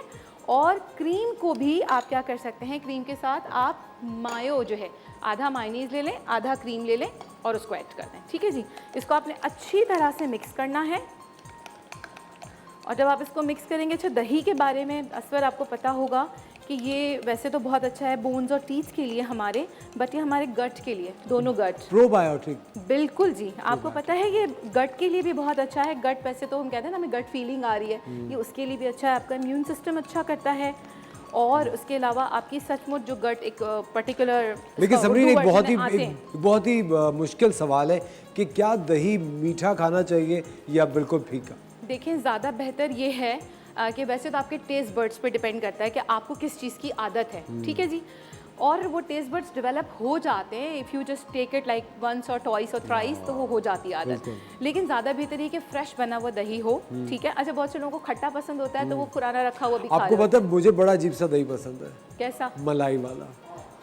Honestly क्या आवाज़ है, Honestly हर तरफ से आवाज़ें आ रही हैं। असवर मुझे भी पसंद है ना, मैं मलाई अलग से निकाल के फिर मैं तो मलाई मिक्स कर लेता हूँ। नहीं, मैं अलग से पहले वो एंजॉय करती हूँ। छोटे छोटे मलाई के टुकड़े आ रहे होते हैं ना दही में, ओह अमेजिंग, मलाई मंगा दे। मुझे पहले बता दें, मैं इसमें से निकाल देती आपके लिए। एनीवेज, ये हमने लिया है 1 कप बंद गोभी, ये हम इसमें ऐड कर रहे हैं। अच्छा, बंद गोभी जो होती है ना, this is the excellent source of vitamin के, ठीक है जी, वो डाला हमने। गाजर क्योंकि ऑफ सीज़न है, ये हमें अच्छी ऑब्वियसली भी नहीं मिल रही, तो उसको थोड़ा सा बॉईल कर लें। अगर क्रंची नहीं पसंद, मैं बहुत थोड़ी सी डाल रही हूँ। ये मैं तकरीबन 1 गाजर, क्योंकि वो बहुत ज़्यादा सख्त सी मुँह में आती है, वो नहीं डाली। और टमाटर हम इसमें डाल रहे हैं। ये 1 टमाटर है बड़ा, लेकिन इसके बीज निकाल के डालेंगे, क्योंकि अगर आप बीज के समेत डालेंगे तो ये आपकी सैलेड, आपने देखा अक्सर थोड़ी देर बाद सैलेड में से पानी निकल आता है, बिल्कुल पानी छोड़ देती है, वो बीज की वजह से होता है, ठीक है। अच्छा, इसमें एक चीज़ होती है लाइकोपीन, इसमें होती है टमाटर में, that is really good for sunburn, ठीक है। आपको जो होता है ना, बाहर निकलते हैं सन स्ट्रोक की वजह से होता है, स्किन पे पैचेस आ जाते हैं, इसको आप लगाएं भी और खाएं भी, ठीक है, और ये बहुत अच्छा हमारा फूड है। फिर हम इसके साथ डाल रहे हैं कॉर्न्स, ये भी हमने डाले 1 कप स्वीट कॉर्न्स हैं, ठीक है जी। मेक श्योर इसका पानी आप जो है वो निकाल दें, फिर डालें। समरीन, ये आपने वो भुट्टे में से निकाले या वो कैन? नहीं, मैंने कैन वाला लिया है, लेकिन देखें आई प्रेफर कि कैन फूड कम यूज करें। हाँ, once in a blue moon is okay. ठीक है जी। अच्छा जी, ये सेब है, ये हमने ले लिए, तकरीबन 1 बड़ा सेब हमने लेके उसको चॉप किया। अच्छा असफर, देखें ये सुबह से कटा हुआ है, बट देखें इसका कलर, क्यों? क्योंकि हमने इसके साथ क्या किया है कि चीनी का पानी घोल के इसके ऊपर डाल दिया था। अच्छा, हाँ, तो ये सही रहेगा, तो प्रोटेक्ट हो गया वो। बिल्कुल जी। ये प्रिजर्वेटिव्स क्या होते हैं जो कैन्स में होते हैं, यही तो होते हैं, ठीक है। अच्छा, अब ये है चिकन, इसको हमने बॉईल करके श्रेड कर लिया, वो हमने डाली 1 कप चिकन। देखिए, आप सोचें इसमें क्या क्या कुछ नहीं जा रहा। अच्छा, अब मेन थिंग, आप कहेंगे वेट लॉस की बात हो रही है और आप आलू की बात करें, समीन इसमें तो कार्बोहाइड्रेट होता है। ये मिसकंसेप्शन है, ये मिथ है कि आलू से वेट गेन करते हैं। आलू वेट लॉस का सबसे अच्छा कंपोनेंट है। सच बताएं, ऑनेस्ट, बिरयानी का आलू खा सकते हैं? बिल्कुल खा सकते हैं। मैं कहा बिरयानी में सबसे पहले आलू में साइड पे कर देता था। वजह उसकी पता है क्या, कि जब आप आलू खाते हैं ना तो आपको एक फुलनेस की फीलिंग आती है और देर तक आपका पेट भरा रहता है, ठीक है। ये चीज़ हो गई। अच्छा जी, उसके बाद हम इसमें डाल रहे हैं 1 कप मैक्रोनी, ठीक है जी। वो हमने डाली, आप सोचें हमने कोई चीज़ छोड़ी नहीं है इसमें, हम सब ऐड कर रहे हैं, राइट। फिर हमारे पास आ गया चिकपीस, ठीक है जी। ये हम डाल रहे हैं, आप ये देखें, इस पर जंग जब होती है तो उसमें आप ये देखें, फौजियों के पास कुछ हो ना हो, चने ज़रूर होते हैं। बिल्कुल सही बात है ना। तो आप ये सोचें कि इसमें कितनी एनर्जी है और ये कितनी ज़बरदस्त सी चीज़ है, ठीक है। अच्छा, जो उसकी मैंने बेस बनाई थी, ठीक है जी, जो ड्रेसिंग जिसको कहा जाता है टिपिकल लैंग्वेज में, उसमें आपने सिर्फ दही को रिप्लेस करना है, किससे? क्रीम से और मायोनीज से, ठीक है जी। अच्छा, बच्चों का ये इशू होता है कि जी बच्चे सैलड नहीं खाते, बच्चे सब्जियां नहीं खाते, फ्रूट्स नहीं खाते, तो आप इसको ये करें, मैं अभी बच्चों के लिए भी बताती हूँ, आप इसमें ये करें कि इसको ही आप इसको किसी जो भी बच्चों का कंटेनर है या लंच बॉक्स उसमें डालें, ऊपर थोड़े से ड्राई फ्रूट्स या चॉकलेट चिप डाल दें। चॉकलेट चिप जो होते हैं ना वो डाल दें और थोड़ी सी चॉकलेट ड्रिजल करके दे दें, बच्चे खुशी खुशी खाएंगे। तो माओ का ये मसला भी है। आई थिंक लंच के लिए भी बड़ी अच्छी एक न्यूट्रिशियस, बिल्कुल बिल्कुल। देखिए, this is salad actually as a main course. और एक चीज़ और ख़वातीन और हज़रात, मैं आपको बताता चलूँ, वो बच्चियाँ जो कि यूनिवर्सिटीज़ जाते हैं, वो उनको एक बहुत दिमाग में शौक हो जाता है पतले होने का, खास करके लड़कियों को, कि पूरा दिन वो कुछ नहीं खा रही होती जी। ये है ना समझ में सही कह रहे हैं? बिल्कुल ठीक कह रहे हैं। आई थिंक बड़ी अच्छी ग़िज़ा है आपके लिए। अच्छा, चिकन की एक बड़े मज़े की बात बताऊं जो शायद लोगों को नहीं मालूम हो, chicken is anti depressive. Chicken खाने से डिप्रेशन कम होता है। रियली? ऑनेस्टली चेक कीजिएगा आप। तो ये कि ये तमाम वो चीज़ें हैं जो आपकी स्किन को भी फ़ायदा दे रही हैं, आपके इम्यून सिस्टम को भी अच्छा करें। अरे एक चीज़ हम कैसे भूल सकते हैं, जो मेन चीज़ है खीरा हमारा, ठीक है, आपको पता है इसमें वाटर कंटेंट बहुत ज़्यादा होता है ना, तो हमारी पानी की कमी को भी ये पूरा करेगा। 1 कप खीरा, सब चीज़ें हमने, इसमें कोई हार्ड एंड फास्ट रूल नहीं है, जिस चीज़ की क्वांटिटी आपको आई मीन फ्लेवर पसंद है उसकी क्वांटिटी बढ़ा लें, जो चीज़ अच्छी नहीं लगती निकाल दें। अच्छा, बहुत से लोग होते हैं उनको शिमला मिर्च अच्छी लगती है कच्ची, मुझे नहीं पसंद, ठीक है, तो वो भी आप इसमें ऐड कर सकते हैं, ठीक है जी। ये हो गया। अच्छा, अब बच्चों की प्रेजेंटेशन के लिए हम क्या कर रहे हैं कि हम उनके बॉक्स के लिए बना रहे हैं, जितनी सर्विंग आप उनको देते हैं उनके लंच बॉक्स में होते हैं आजकल तो बड़े अच्छे अच्छे लंच बॉक्सेस अवेलेबल है मार्केट में ना, इसमें पार्टीशन करके आप ये डालें। और इसके बाद हमारे पास है स्ट्रॉबेरी सॉस, ठीक है, स्ट्रॉबेरी सॉस, ठीक है जी। ये हमने क्या किया, ये बच्चों के लिए हमने रेडी कर दिया। देखिए, बच्चों की अलग अलग ख्वाहिशात होती हैं, पसंद होती है, स्ट्रॉबेरी पसंद है वो यूज़ कीजिए, वो नहीं पसंद चॉकलेट से रिप्लेस कर दें, ठीक है जी। अच्छा, अब हम आपको इसकी एक अच्छी सी प्रेजेंटेशन भी बताएं कि अगर आपके घर मेहमान आ रहे हैं तो आपने क्या करना है कि आपने इसकी बोर्ड्स बनानी है, ठीक है। ये आपने खीरा लेके इसको, इसका जो बीज वाला पार्ट है वो निकाला, खीरे की कैनोपीज है एग्जैक्टली, ये बेसिकली हमने बोर्ड्स बनाई हैं। अब हम इसको क्या करें, ये गाजर ले ली हमने, और गाजर लेने के बाद इसको हमने साइड से कट करके ये हमने इसके छोटे छोटे से फ्लैग्स बना दिए, ठीक है। और अब हम इसको इसमें इस तरह इंसर्ट करेंगे, ठीक है जी। और इंसर्ट करने के बाद, अच्छा, इसके लिए आपके लिए बहुत ज़रूरी है कि आपके स्लाइसेस जो है ना वो काफ़ी थिक कटे हुए होने चाहिए, अदरवाइज़ ये आपको तंग करेगा, होगा नहीं, ठीक ठीक है जी, ये आपने बना लिया, ये आपकी बोट इस तरह से रेडी हो जाएगी। और असल में हमारे पास थोड़ा सा टाइम कम है तो मैं सारी नहीं बना रही हूँ, मैं एक दो ही बना के दिखाऊंगी, ठीक है। असल चीज़ है कॉन्सेप्ट समझ आना ना, वो चीज़ समझ आ जानी चाहिए आपको, ठीक है जी। समझिए तो पूरी उठा के खा सकते हैं, सॉरी पूरी बोट ही खा सकते हैं। बिल्कुल, देखिए ये 1-1 सर्विंग बता रही हूँ ना, अगर आपके यहाँ कोई मेहमान आए और आपको ये वाली सैलेड सर्व करनी है तो आप इसके लिए ये वाली बोट बना सकते हैं कि आप उठा लें, 1-1 सर्विंग इसमें हो गई, ठीक है जी। इसको थोड़ा सा नीट कर दें। अच्छा, ये हो गया जनाब, एक ये सर्विंग है हमारी। और उसके बाद फिर अगर आपको उसको डिश में डालना है तो सिंपली आप इसको डिश में डाल सकते हैं, या आप लंच बॉक्सेस में ले जाएं। इवन जो लोग ऑफिस गोइंग हैं उनको भी होता है कि जी ऐसा खाना चाहिए, सालन रोटी नहीं खानी है, तो उसके लिए भी this is you know the best choice, आप ये खा सकते हैं। और यकीन करें इस पर अगर आप ये खा लेना तो इतनी अच्छी फीलिंग आती है आपको फुलनेस की कि अगर आप ये लंच में ले रहे हैं तो you don't need anything else till dinner. अच्छा मुझे एक बात बताइए, एक बोट की आपके ख्याल से तकरीबन अप्रॉक्सीमेटली कितना कैलोरी काउंट होगा? देखिए पूरे दिन की तो हमारी वैसे 2000 होती है। अच्छा, इट डिपेंड्स, जेंट्स की अलग है, लेडीज़ की अलग है, अच्छा। राइट। तो आपका 2000 पर डे है। अच्छा, इसमें हमारी अलग अलग है ना, ये मैंने एक्चुअली 1 सर्विंग बनाई है 100 ग्राम्स की, ठीक है। 100 ग्राम्स इसमें आपको मिल जाएंगे, कैलोरीज इसमें आपको मिल जाएंगी। अब इसमें क्वांटिटी आप किस चीज़ की बढ़ा रहे हैं, कम कर रहे हैं, वो होता चला जाएगा, ठीक है, ठीक है, बिल्कुल ठीक है। इस तरह से। तो क्योंकि हमने देखिए एक एक कप का रखा है तो इसमें से आपको मिल जाएंगे अराउंड, आपको इसमें से आराम से 500 कैलोरीज इसमें मिल जाएंगी आपको, ठीक है। अगर आपने मायो डाला है। और अगर मायोनीज नहीं डाला है, क्रीम नहीं डाला है, तो फिर आपको 300 मिल जाएंगी, ठीक है जी। ये हो गया। और ये लास्ट में हमने टमाटर का फूल बनाया है, क्योंकि जब तक आपकी प्रेजेंटेशन ना हो मज़ा नहीं आता ना उसको करके, ठीक है जी। ये समझिए आपने खुद बनाया फूल?